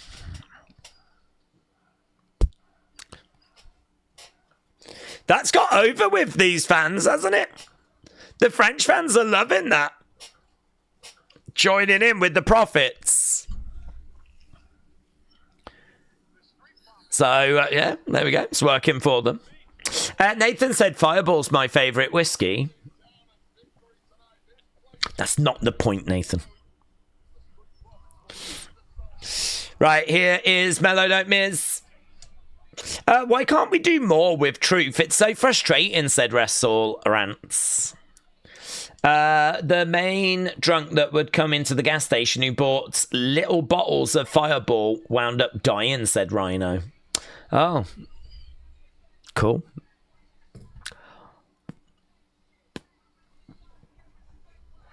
Thank you. Hawks fan said the crowd is awesome. Awesome. Tony said it's Jameson's Irish whiskey for me. Fireball is cinnamon whiskey. It's not good. We call it rock gut whiskey, said Pollard. Yeah, Melo Don't Miss coming down. PC Rock 76, thank you. James said that's a Debbie Downer. It was a little Debbie Downer, wasn't it? It was a little Debbie Downer.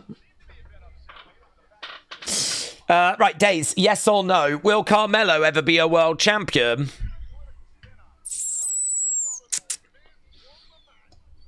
I think it's more...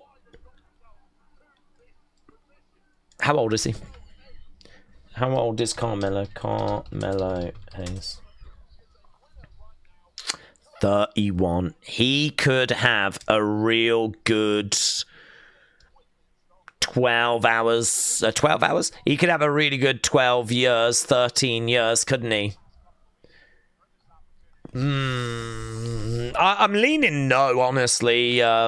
We haven't done loads with him. I do think they like him. He is on the smaller side of things, and we know that's a challenge, but he could get. They could give him a world heavyweight run. At the age of 31, I'm gonna say they give him a chance. I'm going to say that they do give him a run with the world heavyweight. At this point, it might be nothing more than just a little look. And I don't think it's any time soon.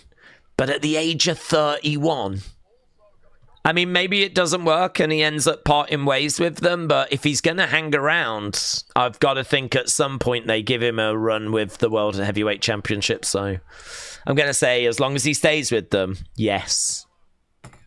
But it does feel like we're quite a long distance from that, to be honest. I mean, right now we're faffing around with the tag division, aren't we?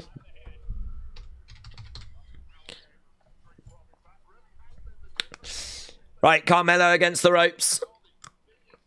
They should give him a IC or US title run, said Jeremy. I think Melo will get it once, said WrestleRants. NXT World Championship doesn't mean anything on the main roster, says Brony. No. Ask Karrion Kross.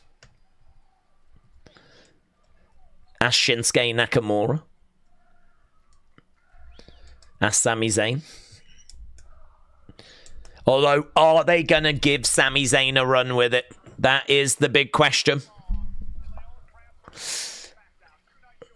Right, I think we've gone to commercial break again. Daze, the chat is about 15 seconds behind when you see commercials. Yeah. I don't know. It's hard, isn't it? I don't know that if you're thinking that I'm going to be able to get like bang in line, I think that's just going to be too difficult. So I think you're going to have to do a bit of accepting that when we're doing the streams this way, like I'm having to watch on Netflix, you lot are watching on USA Network. Like if I try and like get where I think it is, I might run the risk of being ahead. And, it's just a nightmare. Commercials. Yeah, I've paused it. TJF said, I thought I'd drop in, drop a like, say hi. I did watch earlier, but I'm still up because it's my birthday. Happy birthday, TJF. Also, hope you like the Wyatt Halloween night tour video I tagged you in. Oh, I'm still working through. I don't think I've got to it yet, but so I'm still working my way through. But yeah, I will have got to everything by the time we get to Unseen. But yeah. Happy birthday. I hope you had a good time if you've popped over to the Halloween night thing. Is that the Orlando one you went to or the Hollywood one? Which one did you go to? I'm guessing Orlando. Netflix, USA Network. Doing it later. Tony, shout out to you. I love the new Talking Point videos, said Nate. Oh, I'm pleased you enjoy that, buds. Yeah, I've got some high hopes for that video series. I can't quite figure out the tone of it yet. Part of me thinks that it should be quick and just this is what happened. But then part of me thinks, why would people want that if they've watched the show? What's the benefit of that? So then part of me is like, is it worth putting more, this is maybe where this is going, or I wasn't sure about this bit. But then I'm like, oh, do people want opinions? And I'm like, oh, God. So it's really hard to know, like, what to put in it. So I'm sort of like, I'm still wrestling with it. Today's went 19 minutes. I mean, I just put quite a bit in it. So I was like, I'm just not going to overthink it. I think it's probably best that it isn't just this happened, that happened, this happened, that happened. Thanks, bye. I think it's probably best that it's got a bit more to it than that. But yeah, but I still haven't got it quite right yet. Still playing with it. Where's TJF gone? TJF is gone. Just gone. We'll never know. We'll never know if it was Orlando or if it was Hollywood's. Literally jumped in, left a like, ran away. We're back. Okay, we're back. We're back. Oh, there we go. Daze. I've not been, but I did find an inside scoop video, and it's got the gorilla mask. Oh, I thought you'd been. Got you. I've not got to it yet, but I'll work my way through. But very happy birthday to TJF. I'm putting birthday cakes in the chat for you. There we go. There's always going to be some good breadcrumbs, but I want the whole loaf, says Tony. Okay, right, we are underway with this one. Big shot coming in there by Montez. Clothesline coming in there by Montez. Miz getting up to his feet. I was in for the earlier broadcast, said Suzanne. Yeah, we've only got half an hour left of this one, actually. This has absolutely flown by. It really has gone so quick. Kick out there by The Miz. I can't believe, actually, that we're an hour and a half into the second showing. I can't believe that. Duck underneath there by The Miz. The Miz going through the ropes. Kick coming in there by Montez. TJF, yeah, happy birthday, buds. Daze, you should do a video once a month where you just rant about everything that's annoyed you for that month. Just get it out off my chest. Perhaps I don't say anything in any watch along, no opinion, but nothing, and then just once a month I go, just get it all in that. That'd be wild, wouldn't it? That would be wild.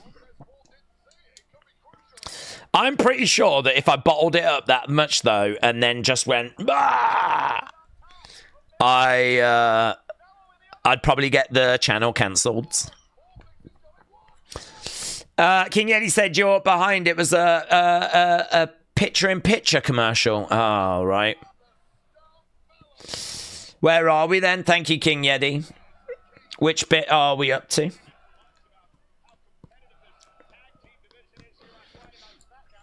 Stop chanting, we can't understand you.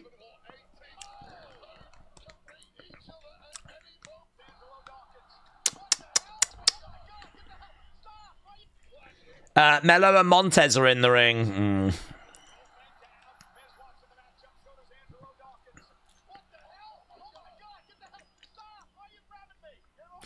This happened last time, actually. I don't know why it is. I think it's because we do get some picture-in-picture commercials around this time, where it's just that last half an hour it really starts falling out of sync. A double frog splash just happened, said Parlance. Well, I'm not going to worry about it. I know what's going down.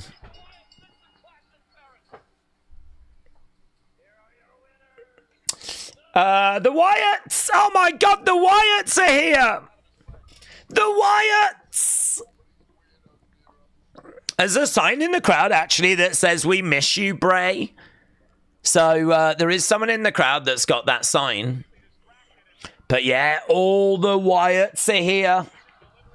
The match just ended, thank you. Actually, I'm not that far out. I've got them all in the ring now. As, there we go, the Wyatts against the Street Profits. That match has been added to Clash in Paris. The Wyatts, I know, James, the Wyatts. Flipping Wyatts.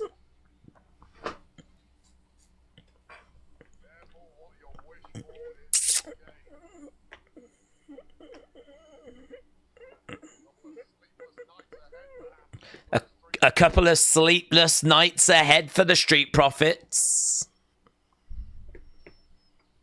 The Fireflies are out as well. All the Fireflies are out. Dun, dun, dun, dun, dun. Street Profits are going to get the titles on Sunday, said Billy. Tiffany and Jade, I've got that. Jade behind Tiffany. I spoke to Nick. I won last week. So I'm number one contender.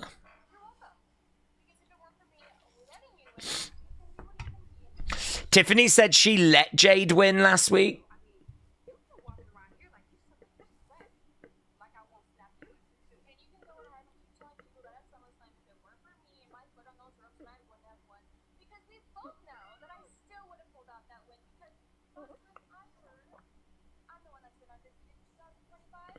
So Tiffany says, last time I heard, I'm the one that's undefeated.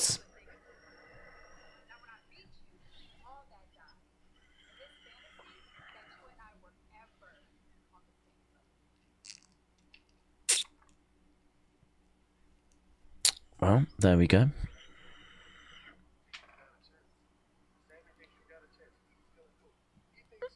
Okay, we're seeing Solo. Daze, what do you think they're going to do with Uncle Howdy? Well, build into this MFT feud is what the streets are saying.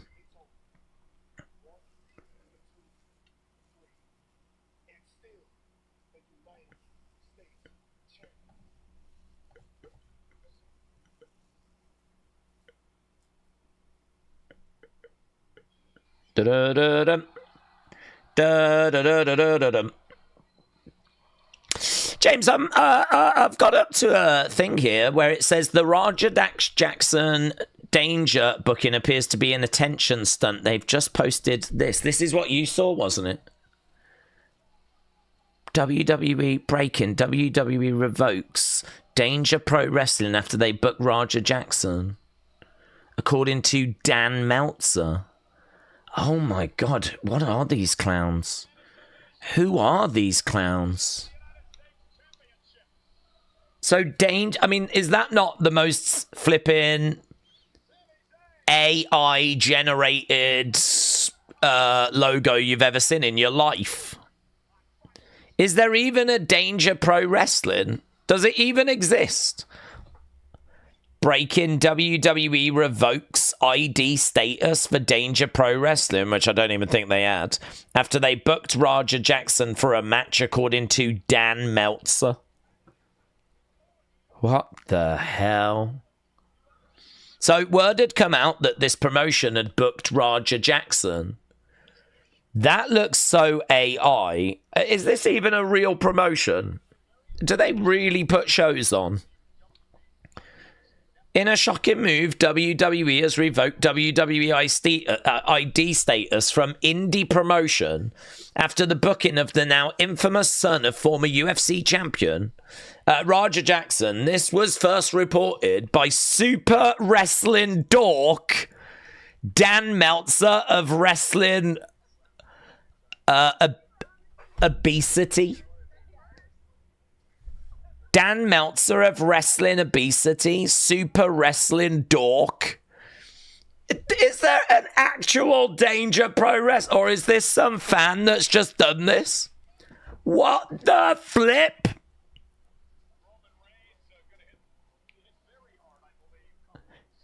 This person said this seems incredibly tasteless and stupid. Do you think? Is this for real? Well, it's not for real. Is there a promotion called Danger Pro Wrestling? I want to know now. Is that a real promotion? I bet is it someone that's just set it up? I don't know, actually, because I think they've got...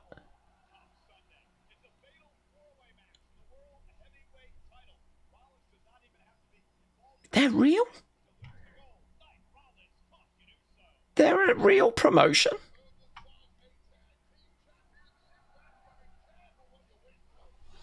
They've got 3,000 followers, and they've got...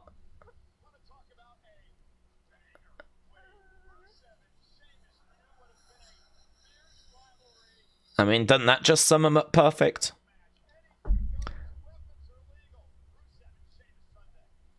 Yeah, they're real. Mate, that is garbage. That is garbage. Rather than paying for someone to do it, you've just jumped onto some AI logo generator.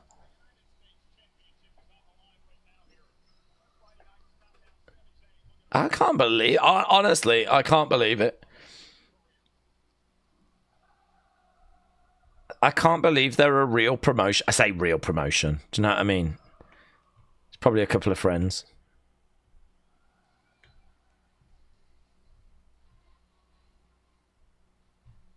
That is mind-blowing. It's just for attention, innit? They just... I mean... Never heard of them. I've heard of them now. There we go. Okay. I don't know where we are with anything anymore. I don't know where we are with anything anymore, guys. Blimey now. I've already watched Clash in Paris. They've got shows at the methadone clinics. We have tiny wrestling going on tomorrow in Lake Tahoe, says Fred. We're back. Well, I didn't even know we went away. Oh my God. I'm not even surprised. Indie promotions would have Chris Benoit on the shows if he was still alive. Honestly. I am actually surprised a little bit. I know that they're just desperate to get attention, but I don't know why. Yeah, I don't know. I don't know why I'm surprised. I shouldn't be, but I am. Oh well, something to put in unseen in it. Something to do. Something to talk about in it. You know, it's a pretty fun story. Right. If Meltzer said he had a pet dinosaur, some people would believe him. Meltzer's got a pet dinosaur. Has he? Is it your mum?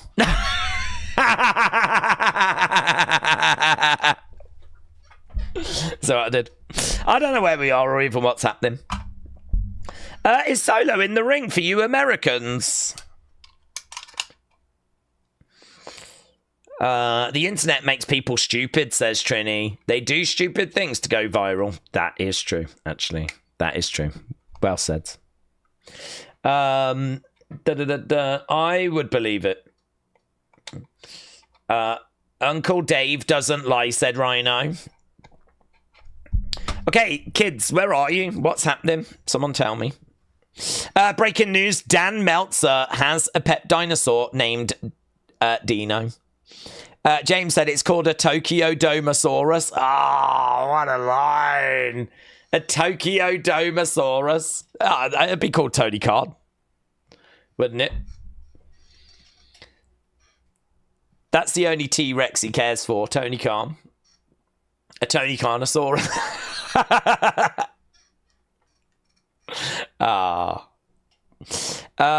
We're showing matches for tomorrow. Okay, yeah, I've done that. I've seen that.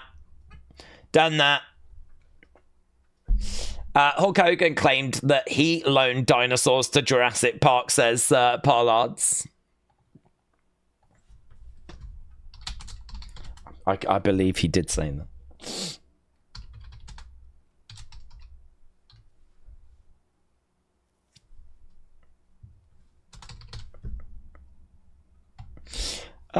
Right.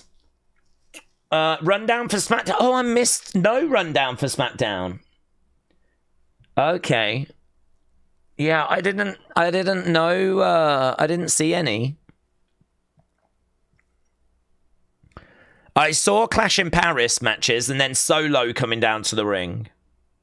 We're taking it. Oh, Solo coming out now. Got you. Got you. AB said Daze profits don't know which members they're facing if the Wyatts use the Midnight Express rule. Well, that's true. Yeah, they won't know who they're facing. The graphics showed Gacy and Loomis, but they could mix it up, switch it up. Okay, Solo making his way down to the ring. Solo coming out. A Boomosaurus, said Spartan. Is SmackDown at a weird time again next week? I think we're back in America next week, aren't we? I think we're back in America, so I think we're back to normal. The only thing is that we do have some weird start times coming up soon. That's to do with football, though. So it is a little messy, but I think we're back to normal next week. Right. How long we got? We only got 16 minutes. We've just got 16 minutes. Without my glasses on, it's a do you think he saw us? Classic. Classic. Okay, Sami in the ring. Solo in the ring. Main event time.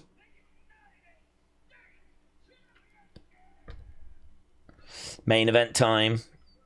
Heard a lot about that. Raw going to be starting an hour earlier due to Monday Night Football, said Brony. Uncle Howdy or Bo? I like Bo better, says Billy.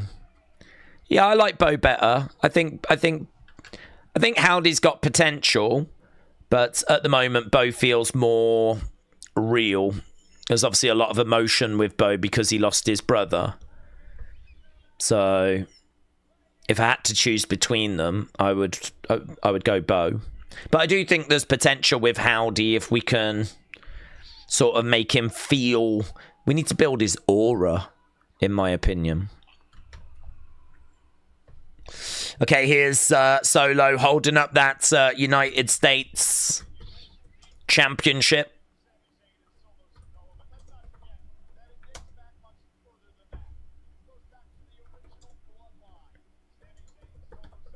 So, Michael Cole just talking about the original bloodline. Bella sounded. And we are underway. So, United States Championship on the line. Sami Zayn against Solo Sikoa. Right, we're at commercials again. Raslani said, do you think we get a UK pay-per-view next year?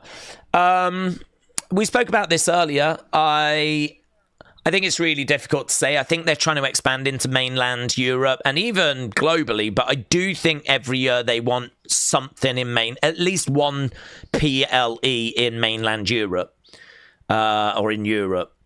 So we're going to get something, but I just don't know if it's going to be in the UK or not. I wonder if WWE are waiting to see if the UK are going to actually come in and London are actually going to come in for WrestleMania. I wonder if they're waiting to see what happens with that, because the London mayor made it very clear he wanted it. Made it very clear that he was interested. They had a meeting with him, and then everything's gone very quiet since then. So, you know, that's quite a big thing that the UK was contemplating. I don't know why, but London just seems very reluctant to spend the money required to secure WrestleMania, which is bonkers to me. It's bonkers. I mean, to get to the point where the mayor of London is even talking about bringing WrestleMania is the furthest we've ever got. So I'm all right with not getting any like B pay-per-view if we're just putting all our eggs into getting WrestleMania. It feels like it could happen as well, you know. WWE have met with them. It seems like they're not as worried anymore about the time difference. So, I mean, that was a factor back in the day, wasn't it? I mean, you'd always hear that the time difference was a big problem. But they don't seem to be as worried about that so much now. But perhaps they're just trying to build it a bit more. Perhaps, like, you know, if the UK is interested, they've said, well, why don't you have it in a few years? Let's really build up the fan base in Europe even more. And then we'll do, you know, we'll feel a bit more confident that we can get the ticket prices that we're looking for. Because they're going to be expensive, mate. Can you imagine how much they're going to charge if we do get a WrestleMania? Could you imagine? It's because we're brokers. That's why, said James.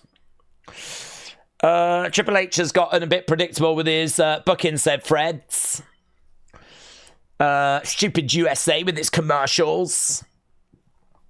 Well, right now we got 12 minutes to go. 12 minutes left in the show. Are you still at commercial break? Hopefully when we come back, we're just back. I don't want any more commercials. Hopefully we're just back. Billy said WrestleMania in the UK would be awesome. Outside of the US, it's hard because of the logistics.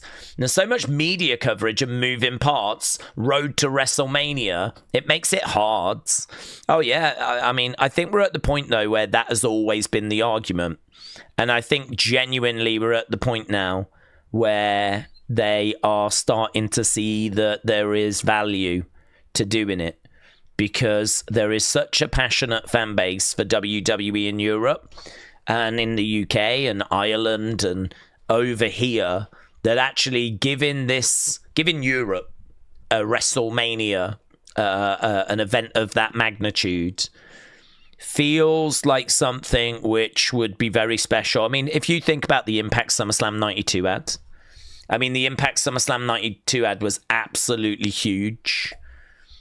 Really did make a big impact. So, you know, we sort of need something like that for this generation. You could make an argument we've missed a generation. We probably could have done with some in the 2000s, early 2010s. But, you know, it feels like, you know, something like a Rumble, a SummerSlam, a WrestleMania, something of that magnitude.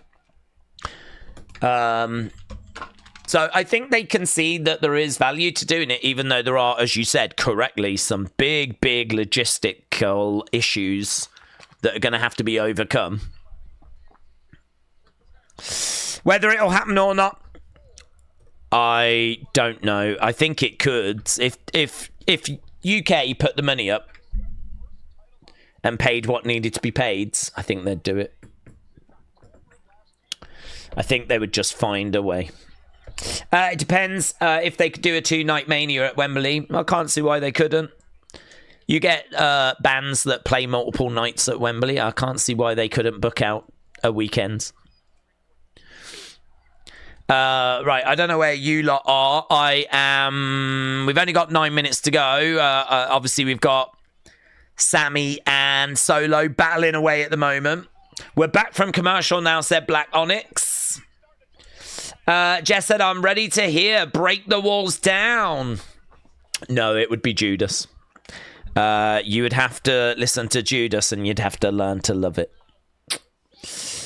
They're trading punches at the moment, says Pollock's. Daze, what did Bo Dallas mean when he was talking to Miz and Melo? I didn't quite understand it, says Spartan Major. It was just a warning, I think. I didn't really quite get it either. Honestly, I didn't quite understand it. It was a little bit gobbledygooky in my mind. I kind of understood what he said to the Street Profits a lot more. But I don't think we need to worry so much about that because they didn't win. It was the Street Profits that won. I can't imagine him without his OG Y2J theme, but I'll take Judas and the list gimmick. Jimmy just jumped the MFTs. I've got that. Okay, we might be actually not too far off because right now I've got Jacob. Jacob coming down. Jacob coming down to the ring. Talatonga comes round. So, Big Jim gets jumped. There's Jacob. Shot coming in by Jacob. Big shot coming back there by Tala. Jacob into the ring post. Yada mean. Ah. Tala goes in. Super kick coming in there by Jacob. Doing the little thing at the moment. Sami from behind looking for a Blue Thunder bomb. Connects. 1, 2. Ah. I don't know if I am bang in line or a little bit ahead. But right now I've got Jacob charging over clothesline. Tala goes over the barricade to the outsides. And right now Jimmy, Jacob, Tala, JC, they're all brawling away. Tongaloa as well. Jimmy taking everyone down. I never actually thought about it, but I wonder what time SummerSlam aired in America and what it was like to watch. Well, I think it was on tape delay, wasn't it? It didn't air live, I don't believe. I think, wasn't it on tape delay? Because they did cut a match out. I think it was the Tatanka match got cut. It's really weird. There is a dark match in the middle of SummerSlam. I mean, when do you ever get dark matches in the middle of shows? But for SummerSlam, they actually cut out the Tatanka match for when it aired in the US. Daze, thanks for acting surprised and excited when you know that you've seen this. Well, I'm not even acting, but I enjoy watching it. I actually forget that I'm not watching it live, to be honest. I just watch it and I'm like, let's go. We're at picture in picture. Oh no, I paused it. Stupid picture in picture. Sucks. Picture in picture. No commercials here. Jess said, I've got a local thrift store that sells UK candy. What do you recommend? Try it. I don't know what you got. That's a great question for the community, though. UK candy in a local thrift store. Got there. Nailed it. I don't know. I don't know what you would have. You've got a lot of good stuff in America. I keep it simple. I just like a Snickers. Done, mate. Nice and simple. What do UK lads and lasses, what do you like having that Jess can try it out? 2 count again, said AB. Sami jumping over. A Galaxy, said the Ribs. Snickers or Twix, said Hawks fan. Yeah, you're going to get some really good suggestions now. I'd imagine it's quite expensive as well, isn't it? Normally when you have to import chocolate like that, it's got like a bit of an extra charge on it. James said he loves Aero Mint. 3 Musketeers. That's not British, is it? That's American, isn't it? We don't have 3 Musketeers, do we? Do we? It wasn't a thing when I was growing up. Kit Kat is legit, said Hawks fan. Dairy milk went downhill after the Americans bought it, said Spartan. Toffee Crisp. WrestleRant said we're back. We're reaching the final throws. Can Sami do it? Over in the corner, France certainly believes so. France believes. Kick coming in there by Solo. I've seen those videos. We had a good run in the company. I hate Snickers. You hate Snickers? Oh! No way. I've never met anyone that hates Snickers. Thanks for the recommendations. I meant UK product recommendations.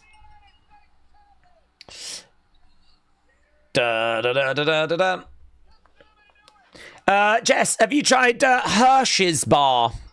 Have you tried a Hershey's? Hershey's Kisses? Jess, I recommend them. I recommend that Hershey's Kisses. Let him in, said I don't like Snickers. What the hell's going on? You've all flipping lost your mind. Da da da da da da. Samoan drop.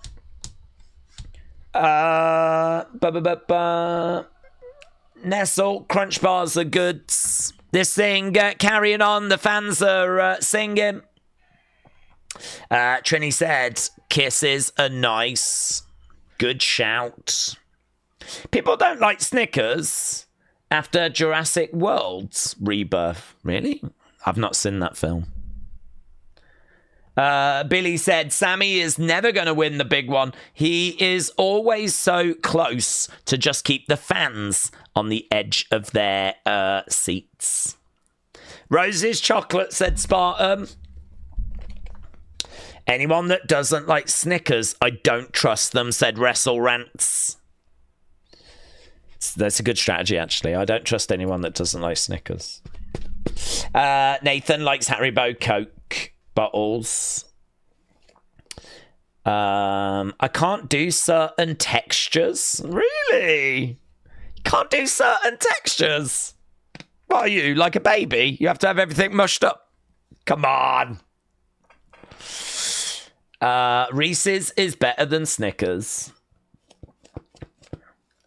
Yeah, Jess, you need to try a Babe Ruth. You need to try a Babe Ruth. Try one of them. Sami's what? We got a new champion! Sami wins! Guys, Sami's done it! He just haluvaed his way to victory. Sami does it. Oh my God. Yeah, payday. Get a payday. Try Babe Ruth. Try a Mr. Tom. Yeah, he did it. He did it. Sami stands rise. Our time has come. We've got another mid-card title. Come on, Sami stands. Yes. Mid-card, mid-card, mid-card, mid-card. We've got another mid-card title. Come on. Are we getting closer to the big one? No. Yeah. Mid-card for life. Yeah. I hope he wins the tag titles again. I see. Let's go. Guys, I'm crying. I am crying right now. You can't even see me because of the confetti. The confetti's in the way, so I'm just gonna... I'm crying right now. Oh my God, look at this. Guys, I wish you could see me. I'm so emotional. You can probably hear it in my voice. Oh my God, look at this. Look at these scenes. France going cray-cray. Yeah! Come on! Sami! Yes. Oh my God. Fantastic in France. We deserve it.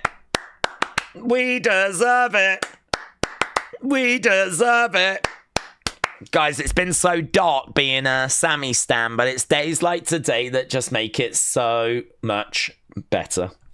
It makes it all worth it. It's the light at the end of the tunnel. Mid-card. Listen, I'll flip and take it. We take anything we can. Oh, look, I'm just reliving it. Oh my God, preach it, Daze. That's right. That is right.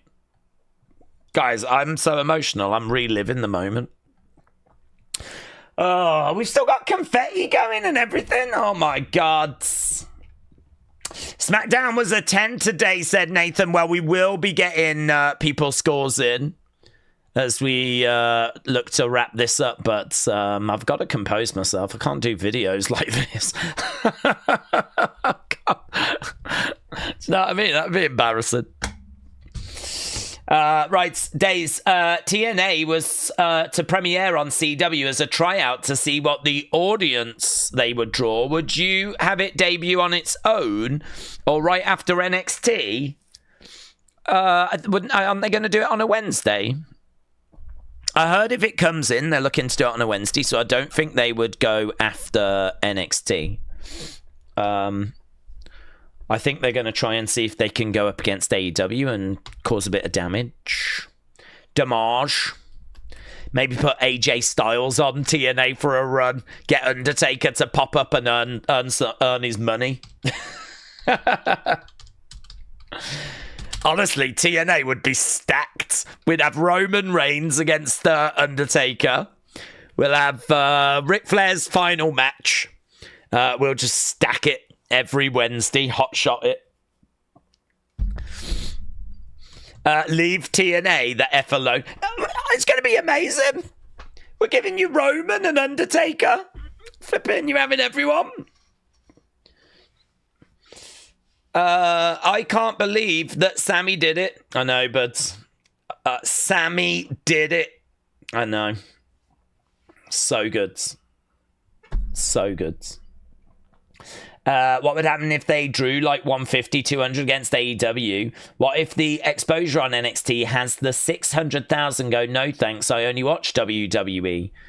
I don't think that would be bad, would it? If they did 150, 200,000, I would imagine that's what they would do. That's what I would be expecting them to do.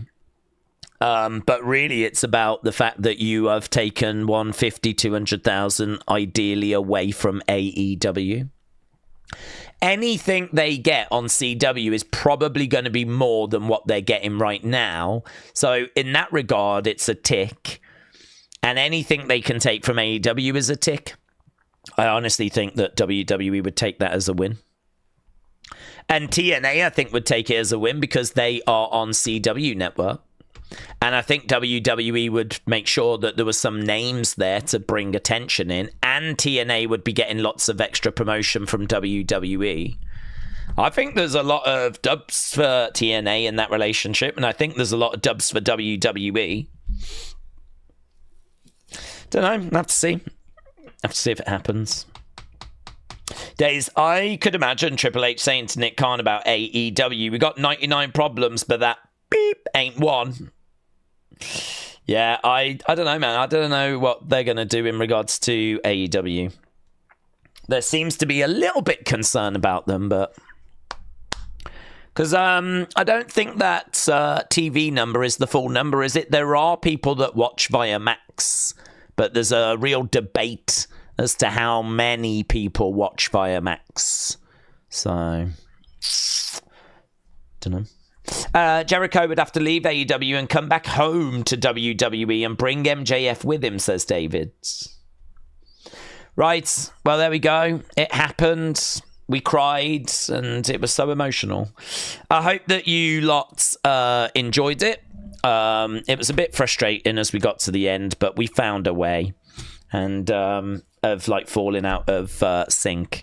Yes, Jess, good luck. You need to try Mr. Beast chocolate. That's big over here in the UK.